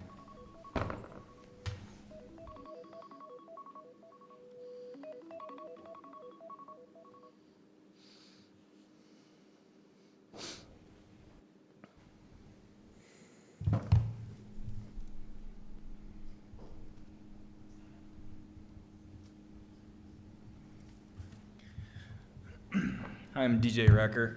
I live just kind of straight across from Lesner's there, right at the corner of 469 and 216. I've got a number of issues with this project, how they've described it and what they've been saying. The first thing I'd like to point out is if we can remember this flood map that I have right in front of me. I don't know, can we pull this back up on the main screen?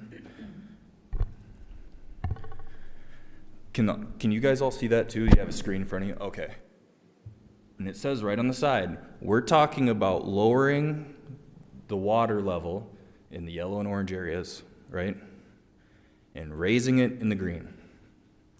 So we're gonna talk about lowering the water levels in slough land and pasture land and raise it where everybody's houses are. How many people have counted how many houses are along the east side of the Big Sioux River? I am. A rough count tonight is 20 houses. That's 20 families. That's 20 farms that we are going to raise the water level on for slough land. I feel bad for the farmers that cannot farm anymore. I grew up on a farm, okay? I do feel bad. It is riverland, it is lowland. And we're gonna trade that for houses where people live. That is ridiculous. Furthermore, if this dike is only at the floodplain, every time it floods, it will flood again, right? All of that orange, every time it floods, will fill up with water. So it doesn't matter if they get crops in the ground. If it floods and the water sits there long enough, you're not going to be harvesting them. But you know what it will change? It's going to push more water on the east side. Furthermore, I didn't hear any talking about how much more water, specifically in like cubic feet or whatever, the Big Sioux River is going to handle. You kind of alluded to it like it can't handle what it used to because it's not what it used to be, right? I know from my engineering classes that when you increase water flow downstream in one channel, you increase the speed and velocity of the water, right? All of that water at an increased speed is going to erode banks faster where everybody's houses are.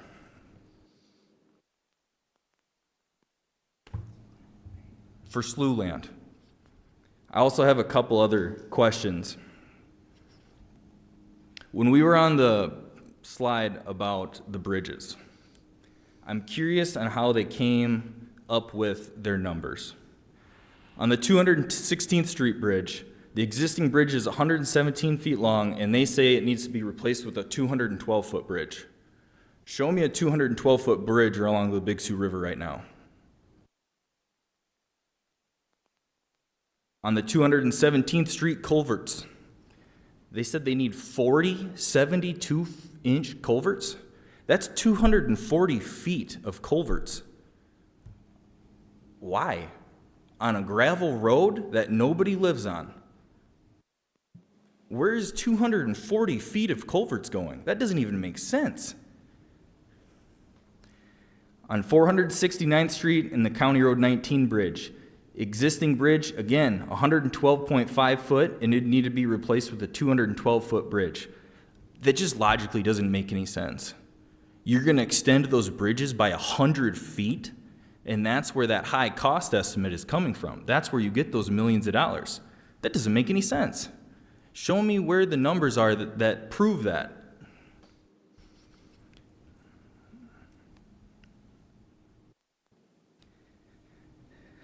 I'm also big into hunting and fishing, and I like the environment. I'm a big person. I like to go kayaking, I like to go boating, hiking, anything I can do to be outside. We are looking at, just as Commissioner Hostler said, draining a whole wetlands. Now, we had some numbers on here about 7 of 8 federally listed species, whatever. What about the flyway? That's that all of the orange and yellow that we're looking at draining is all the areas that ducks and geese and deer and all those things thrive in. And again, we're already losing habitat at an alarming rate. Why would we ruin even more of it? And lastly, I would like to ask, why were we never notified about this? On the board there were several times where they said we were notified. We were not notified. We didn't get any letters. We didn't get any phone calls. It came up out of the blue until somebody came to my house and knocked on my door and said it was happening. That's bullshit. Thank you.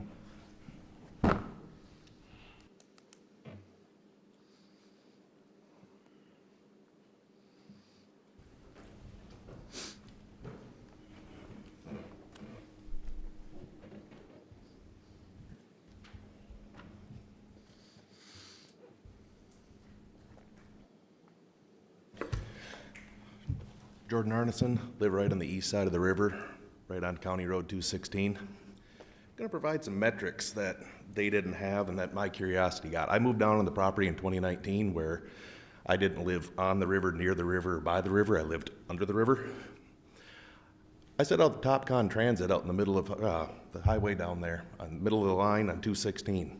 Got curious because I could tell just sitting in your pickup on the road, it's higher in the north, it's lower in the south.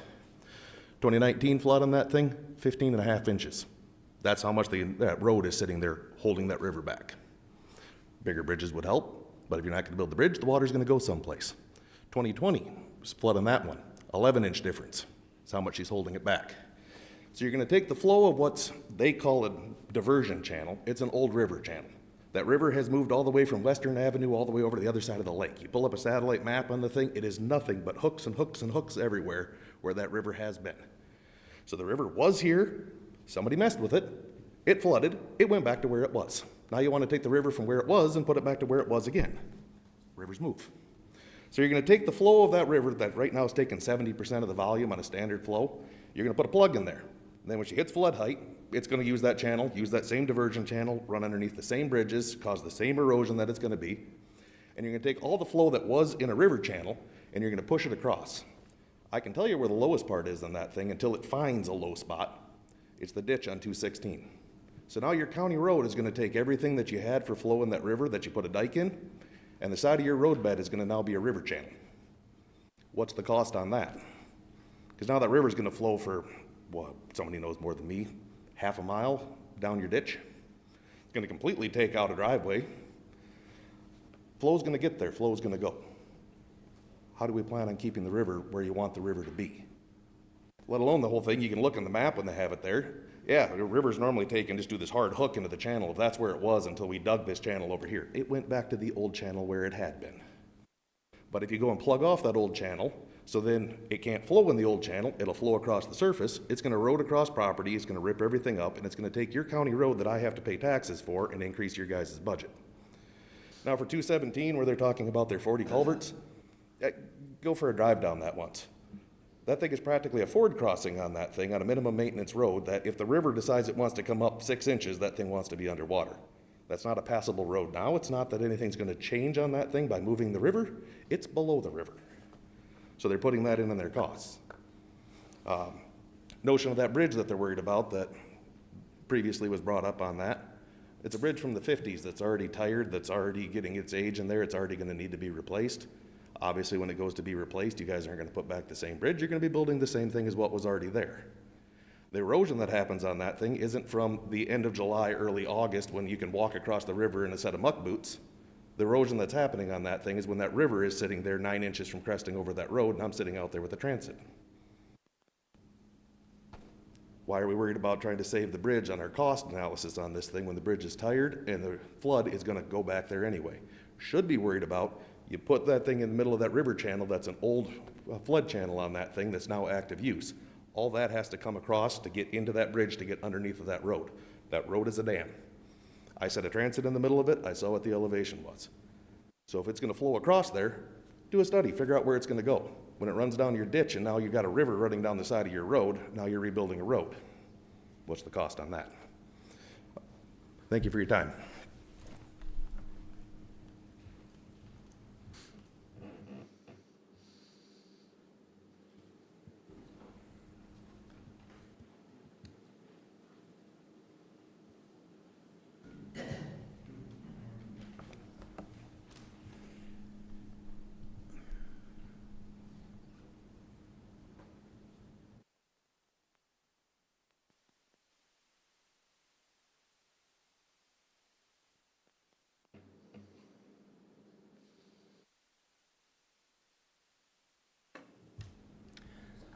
Hi, my name's Terry McCutcheon, and we live in a spot where we kind of know some of the area pretty well. We live on 469th Avenue between 216 and 217.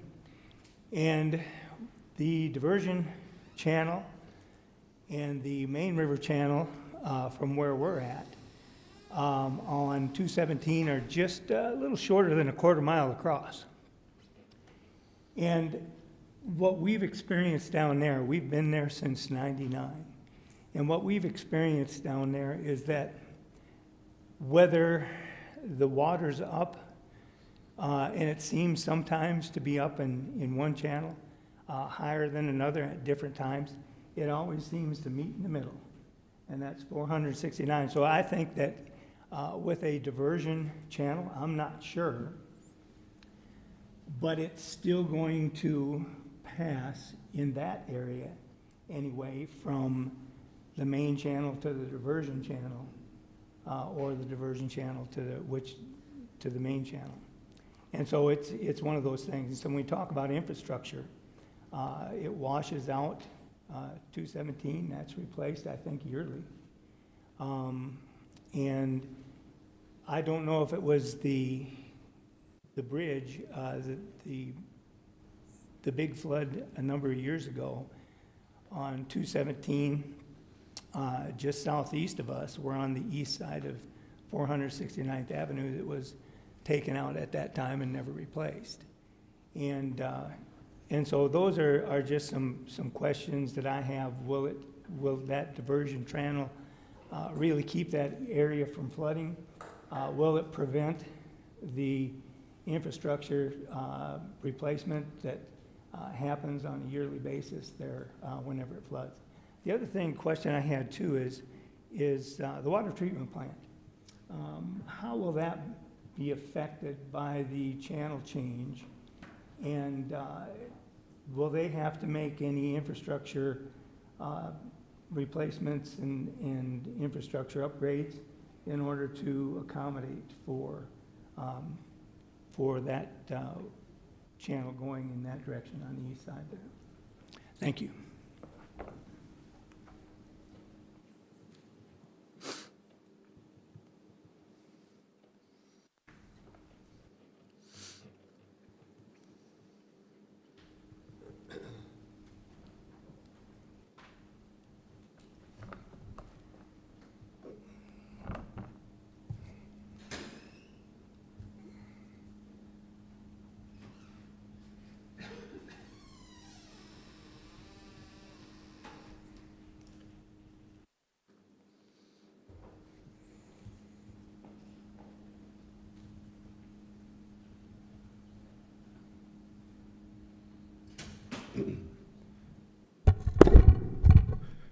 My name is Ron Stee, and I bought property or farm out on 219th Street, which was half mile east of Madera Monument.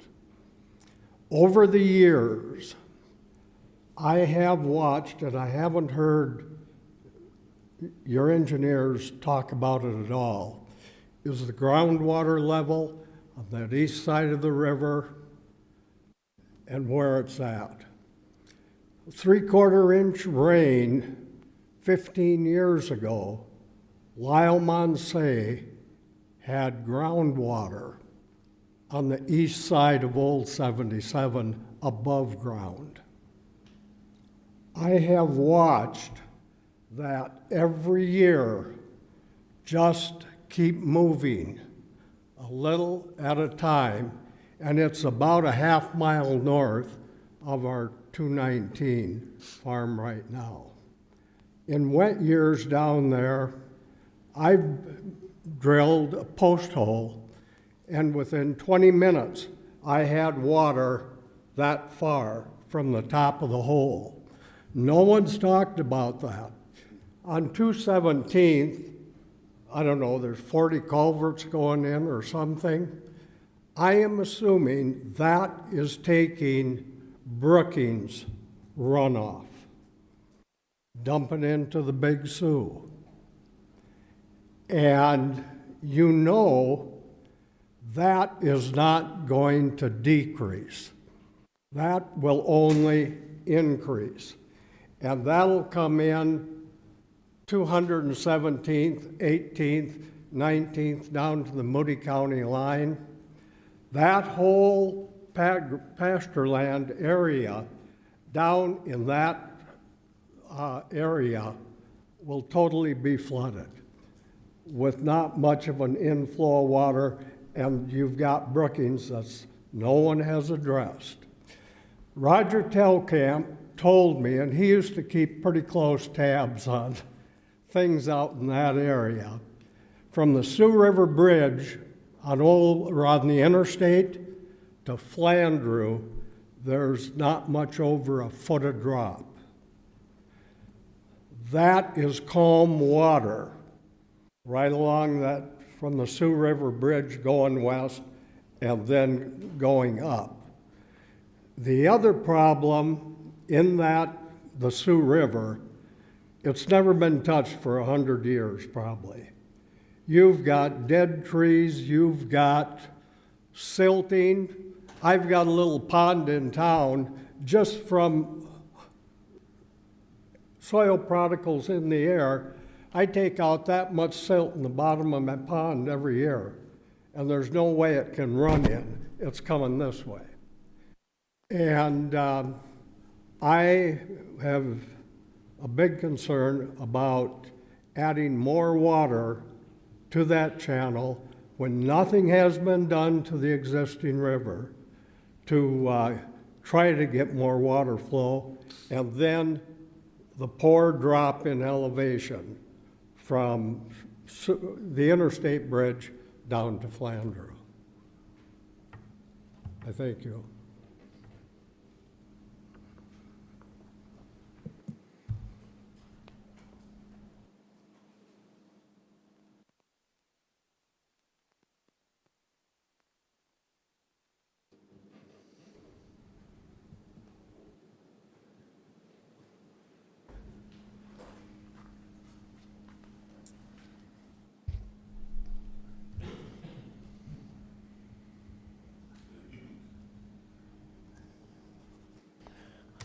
My name's Chas Eichelberg. I live on 216th Street.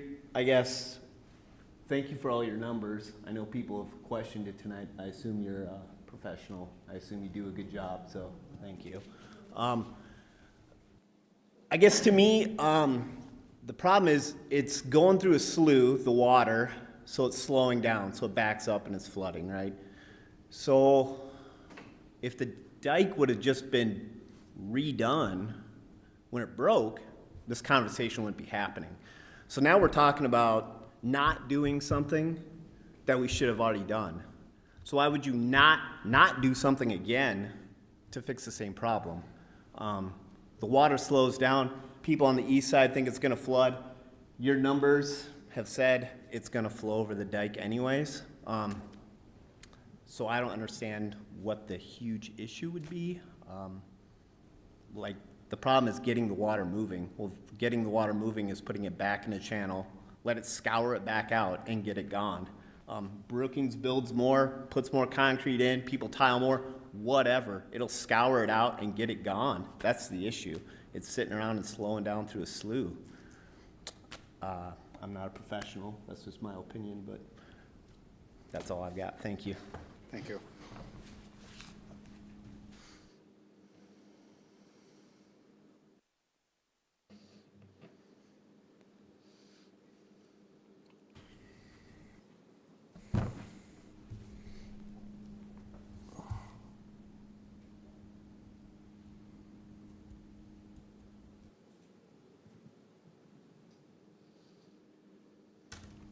My name's Rob Hexum. I live down on 217th Street and 468th. And we have some farm ground, not farm ground, let's specify. None of that in there is farm ground, it's grassland. And it used to be productive, good grassland until that dike blew out. And now it does nothing but hold water and grow cattails and willows.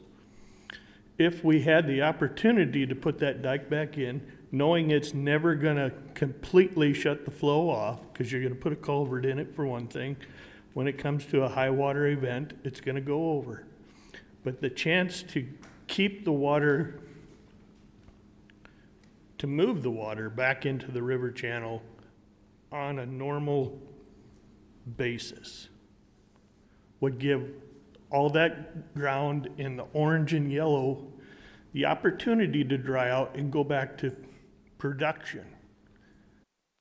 And we could hay it, we could graze it, and it would be useful ground, where now it's nothing but cattails and willows because it never dries out.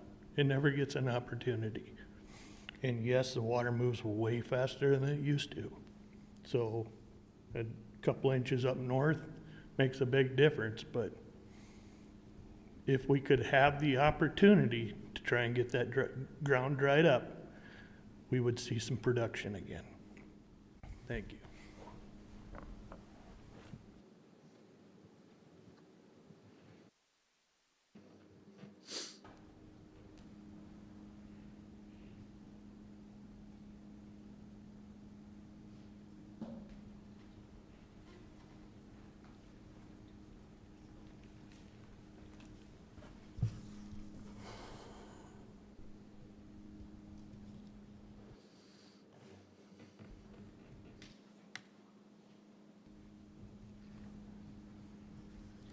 Hi, thank you for this opportunity. My name is Craig Wadsworth, and my folks live on 469th.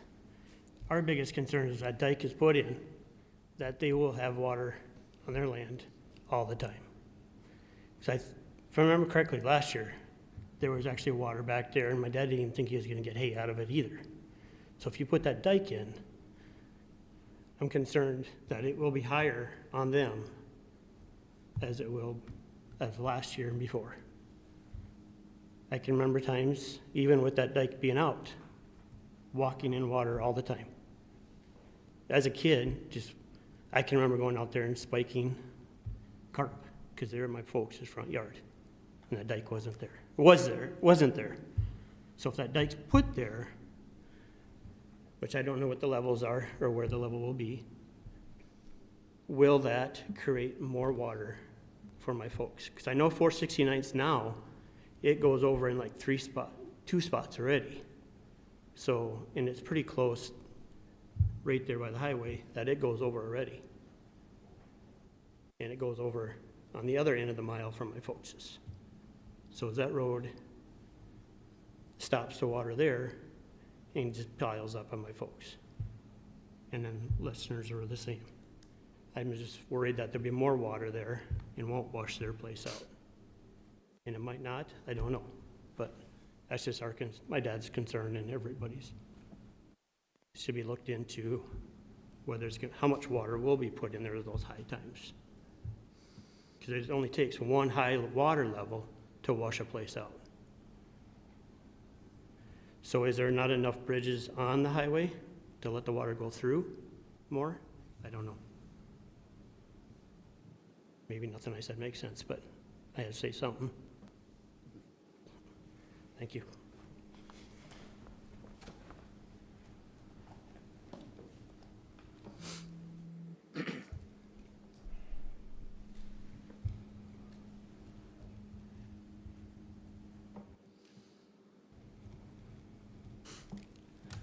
My name's Rolf Barron. I live pretty close to this proposed project. And you guys have my letter and know my concerns. I have a question. We're talking about repairing this dike. Pretty elaborate system that George Magstead and these guys put in way back in the day. There's a lot of it on my ground. Are you guys willing to maintain the rest of that dike system? You're going to fix this part of it. If something happens to the rest of it, are you going to maintain or fix the rest of it? If along that new channel or the old channel, if it gets damaged or wants to come out somewhere, that's my only question I have. I need that one answered. I don't expect it now, though. You can take some time. Thanks.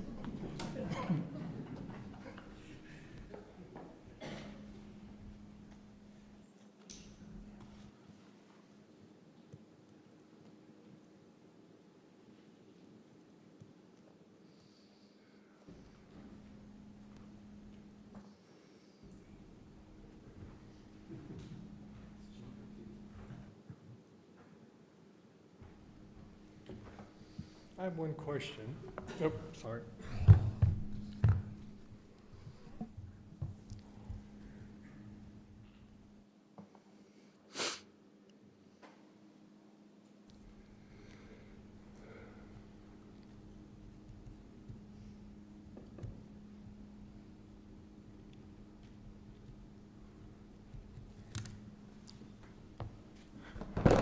Could I have that slide that shows where the dike is at, the graph and everything? Which one did you want? I think it's back farther. Actually, there. That one right there. I guess I got several questions related to the dike. How long is the dike again from the northern part to the south part again? I think it was like 250 feet. Okay.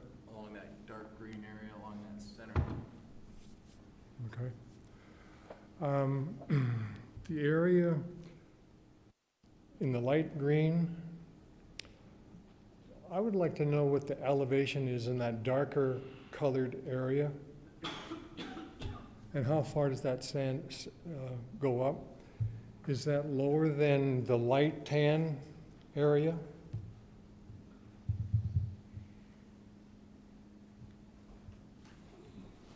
The red area?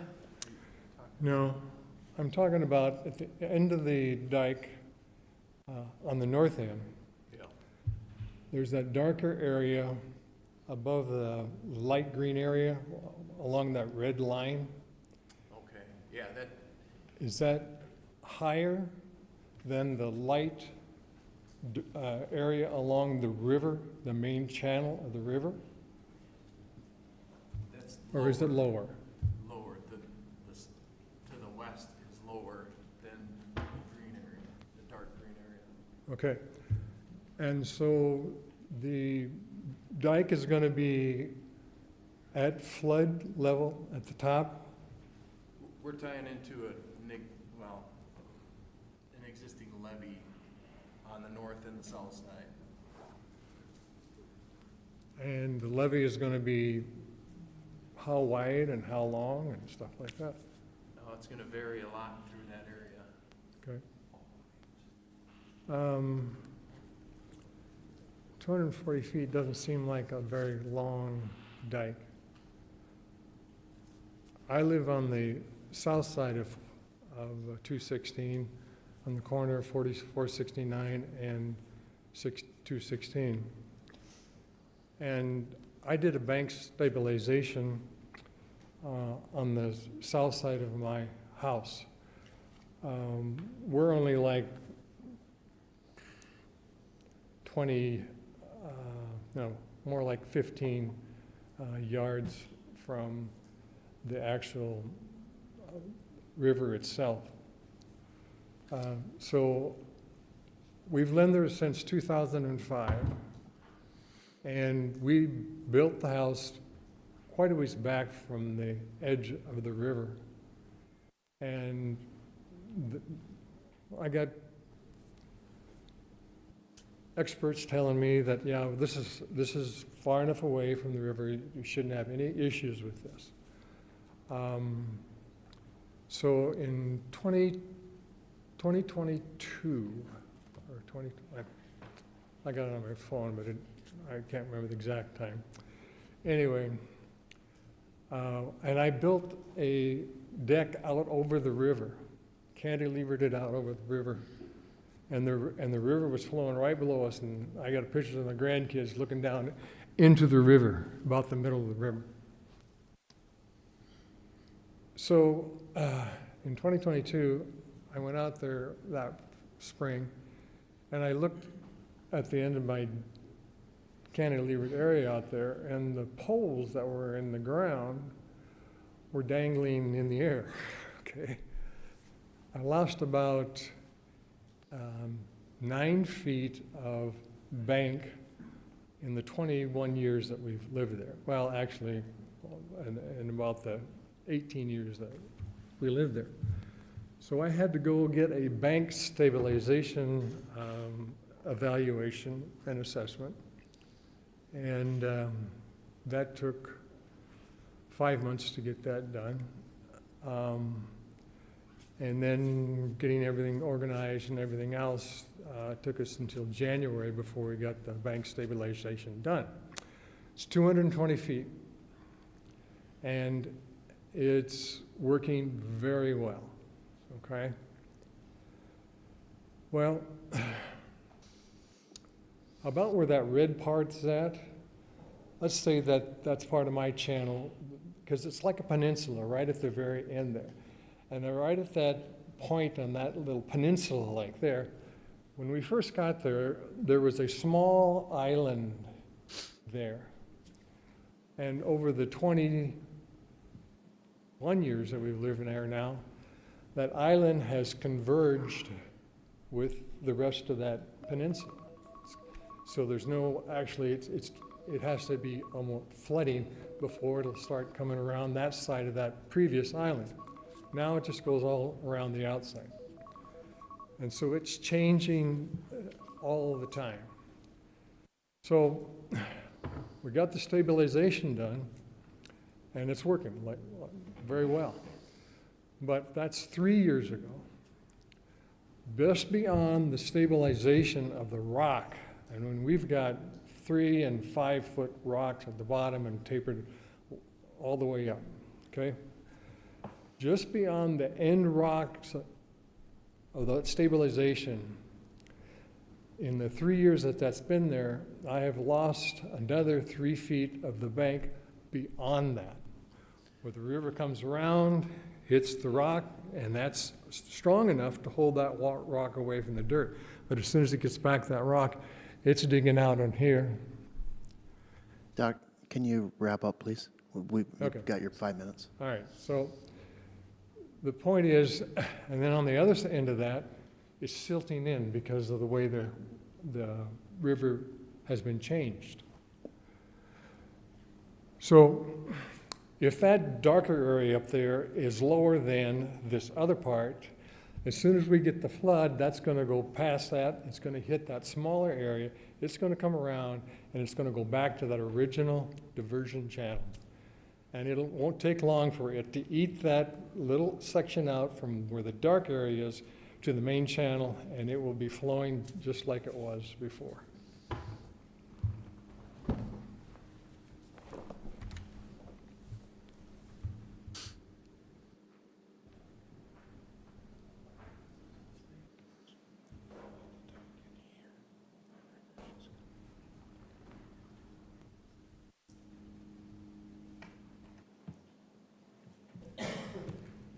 Do we have anybody else that'd like to speak?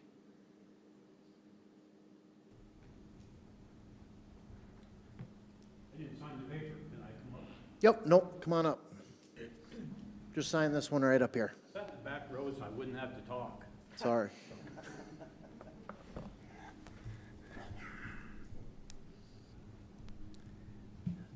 I'm Greg Schlins. I had the pleasure of living on 216th where the sewer water dumps into the river. So I moved there in '96, right before the flood in '97, so I'm very well aware of what the river can and can't do. I made that choice when I was bought the land. I like it the way it is right now, where the water is diverted away. But my real question is, and I would hope that you ask the same question, is who's funding the research on this dam restabilization? And if they are, why are they doing that? And I suggest to you that, or submit that perhaps it has more to do with the reading of the flow of the river based on how much water goes down so that the city sewer can dump more water into the river. Because I can tell you that that's what's going to happen. And I can also tell you that when more water comes through my land to that sewer area, the pipe will back up to the sewer plant, then they won't be able to discharge their water into the river, which will create another problem. So I'm just asking, who's paying Banvers to do what they're doing? Thank you.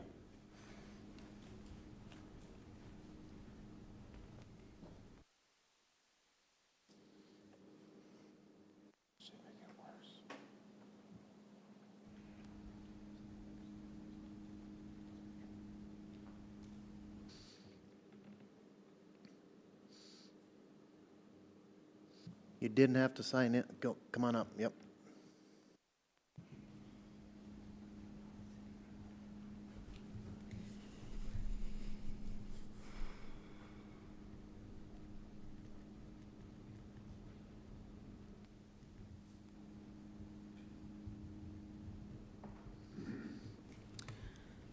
Hello, I'm Brandon Bach. I live kind of north of this proposed diversion channel area. And just more of a comment than really any question, but with the questions that you've asked as far as stuff upriver, along with unknowns on what the old channel is going to do, there just seems to be way too much at stake with people and their homes. That seems to be way more of a value in my mind and the people that are behind me that have spoken before me as far as any value, as far as a dollar amount. People losing their homes and going through heartache like that is a much larger concern than a couple extra tax dollars, even if we had to pay more for culverts or even building a new bridge in order to provide that warm fuzzy that this diversion channel can be continued for use.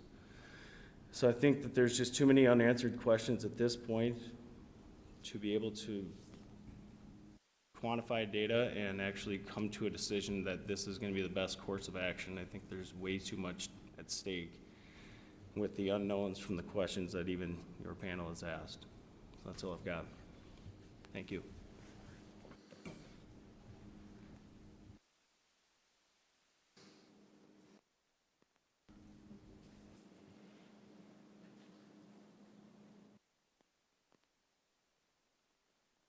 You didn't have to sign in at the beginning of the meeting. If you want to speak, come on up.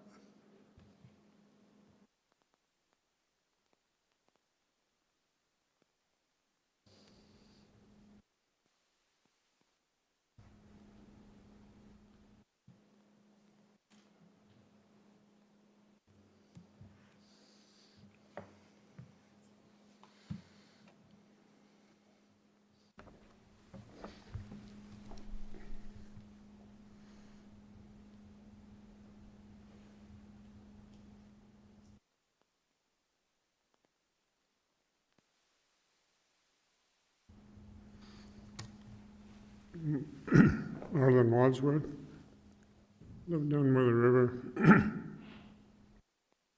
And there's three bridges within a mile of me. When we were in the drought this year, there was very little water running, and every one of them bridges was full of silt. Now you can't see it with the high water. But it seems to me, my opinion, we need to find a way to get rid of the water down the river rather than diking it up. You know, we're expecting that old river to do a lot more than it ever was designed for. There's dairies dumping in water now. There's farmers dumping in water from their drain tiles. The river can't get rid of it all. That's my opinion.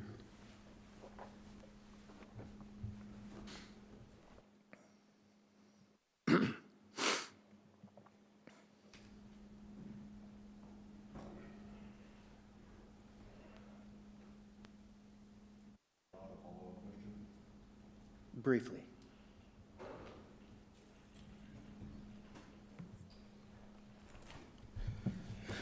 Jordan Arneson again. Quick follow-up question just popped in my head as my neighbor David Eggers was talking there. If this does go in and with a silted up main channel that can't handle the flow, which is going to raise it up until it clears the silt out eventually down the road, with 20 plus homes, mine and his being one of them, his literally sitting on the edge of the river as the river tries to crawl towards it and he has to go and shore up the bank to stop it from crawling in. If this goes in and it causes flooding that's never happened on homes the entire time that they've been built there since the 40s, 50s, 60s, mine 1920, what kind of liability is this opening up the county to when class action things start getting talked about of, hey, I never flooded, this place never flooded, the guy that owned it before me never flooded, and now all of a sudden we're flooded out or he fell into a river? Just raising a thought. Thank you.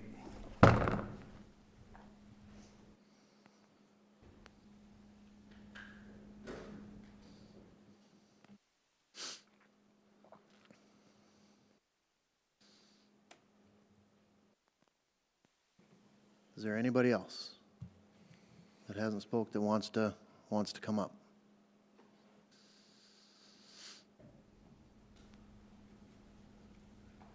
Just, can I have a kind of a follow-up question on his, if it's okay? A lot of people have built, our house has been there for, since the 50s. And so we understand kind of what's happening there. But we live with our son-in-law, Mark Hagan, and our daughter Casey and 2 grandchildren. And they're building a new house. And they built it that according to what the floodplain level was at the time. What kind of an impact will this rerouting have for them to be able to have any kind of recourse in case something happens based on then, when they got the financing for the house and built their house according to the floodplain, and what this may change, 7 inches is quite a height, or it can make, so that's one of the questions I got. How will this affect the new people that built along the river on the old floodplain versus the new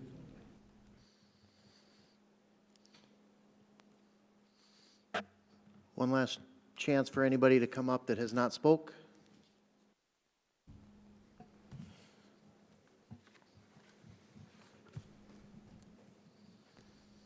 All right, we're going to be moving on to letter D, discussion possible actions on next steps.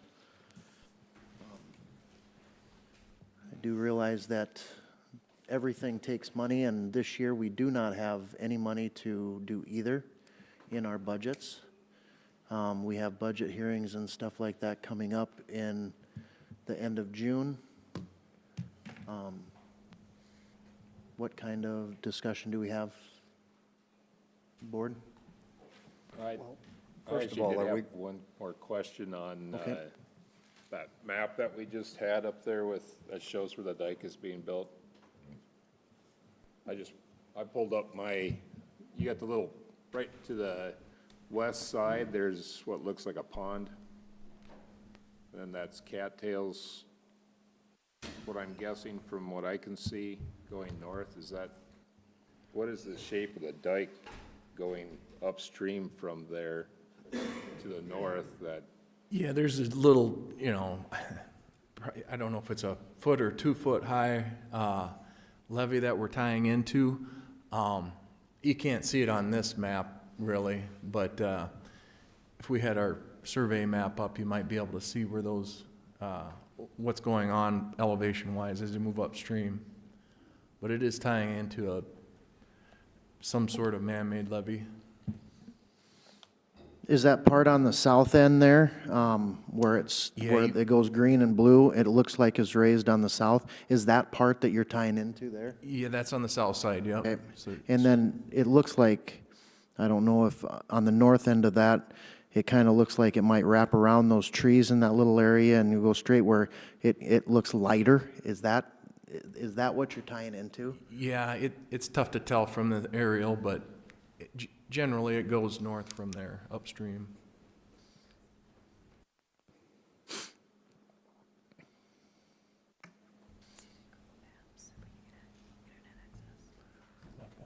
Board?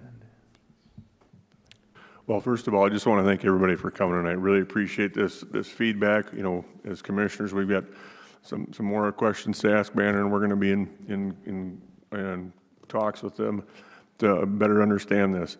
One comment that I heard tonight, was about the silt part, cleaning out the original river. It repeatedly, I kept hearing that. There was a group that took care of some of that stuff, and they had a taxation, and I forget all the details. I don't have them right here right now, but that took care of some of that, and that was kind of landowner-led. Landowners worked with that, and that seemed, from just talking to a few guys, like my uncle who's 82 now, but that group really helped take care of some of that kind of stuff. Grassroots, the people are right affected by that, and yeah, again, I just want to thank everybody for coming tonight.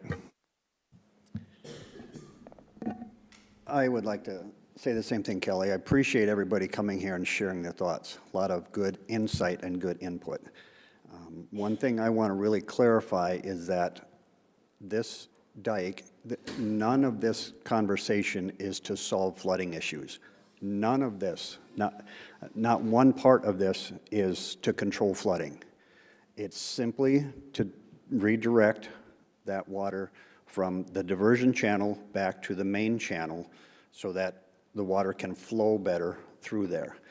And on the backside of that, to keep that other bridge, the west bridge, from eroding away, and that we have to repair that at some time. So Jordan and Sean that live right there on it, the issues with the flooding, if this dike goes in, it's not going to change that. It's not designed to do anything for flooding. The only purpose of this is preventive maintenance to get that water flowing back into the original channel where it flowed for hundreds of thousands of years, whatever it was. When we have high water and flooding issues, it will go over that dike, and then it will end up back in the diversion channel and during high water times, and we'll go back there again. So again, the flood issues are not going to go away. I don't think it's going to get worse through that. I don't know where we're going with this, but when we put that dike in, through their numbers, they say it raises 7.4 inches upstream. Well, that's not going to affect anything until we get heavy rains and we come to the flood season again. Then it's going to be exactly the same as it is now. My perspective on this, and when we were talking this through, that it will flow better through there, and it will help alleviate the damage that's being done to that other bridge. Rolf, when you asked about damage, are we going to accept issues and challenges when it happens in the other, I don't know what could possibly happen there because water flowed down there for a long time. And again, this is all during just normal water flow. When you get high water flows, the dike becomes irreverent. It's not an issue when it starts flooding because it goes right over the dike and just keeps going the way it's going. So as far as who's funding it, the county has done research on this, done spending some money on that. There's some grants involved with this. And again, we're not trying to save farmland that's down there. We're not trying to direct it because some farmer wanted to do. The motivation, the conversation that started this is, again, maintenance on that bridge. I'm going to just really hammer that's what the motivation behind this is, to get water back in the channel where it's supposed to be. So really appreciate everybody coming up here, the thoughts. It's a very passionate, very emotional topic, especially for, Jordan, Sean, all of you guys, Scott, these guys that live right there. So that's what I've got to say. I'd like to say this morning I did drive out in the area. We had an invitation from a resident out there. I drove around the mile north, and I drove down the Sinai Road, noticing the water. Had a good conversation, and he brought up a few things that I hadn't thought about. Jordan, I believe, took the shot the elevations out there. Appreciate that. I mean, I could see it on the north side of the road, the elevation of the water compared to the south side. Also, DJ, you got a good point. Originally, when we started this, there was talk on having to do some easements and stuff, and we're taking the water from one landowner, and some of the people to the east side of the river, yes, they'll probably have water that they don't have now. Everybody's right in what they're saying. It's just a tough decision. I mean, I've got everybody's name on here, if you're for and against, and it's about like the north and the south, which is wherever you live along that highway. And the one point is establishing the water back in the channel to basically clean out that channel. Would hope it would work, but that's the deal. Is it going to work? And it's going to be a hard decision to decide, not knowing 100% if it's actually going to do that. So. I want to reiterate, and correct me if I'm wrong, Banners, this all started, this dike was opened by the previous landowner and not closed. And because it was opened and stayed open, that's what grew this area feeding the diversion channel, correct? That's our understanding. That's your And understanding. you can see on So- aerial photos how the diversion channel has gone from not even really visible to a very wide river. And it wasn't that a flood broke that area, it was, from what we understand, it was opened by a person, and then it just, from the past 20-some years, opened because of the flow. At one time, there was some debris in the river at that location, some trees. I think, Bob, I can't remember what years that was, and that caused the water to overtop that dike at that area. And that's when it started to open up. There was an individual offered to go out and repair that area. The landowner at that time would not permit that to happen, and it just continually grew and grew. So I don't remember the years on when that happened, but there's some actual pictures where those trees were jammed up in there. I do also want to reiterate, thank you very much for the public and everybody coming. We specifically scheduled this in an evening so that we could make sure we had as many people show up as possible to have those conversations. I was out there early this morning before we got notified to give one of the landowners a call out there, and I was driving around as well. I didn't call them to go into their area, but from my previous career and that with the sheriff's office and the flooding out there, I am very aware what it will do throughout the history of that. But I do want to thank everybody for bringing up valid questions. Commissioner Jensen had a very good point that there's a big decision we have to make, and whether we make one decision or not, it's going to affect some people one way and the others another way. And I think the biggest thing we need to do is gather as much information as we can and make the most informed decision that we can.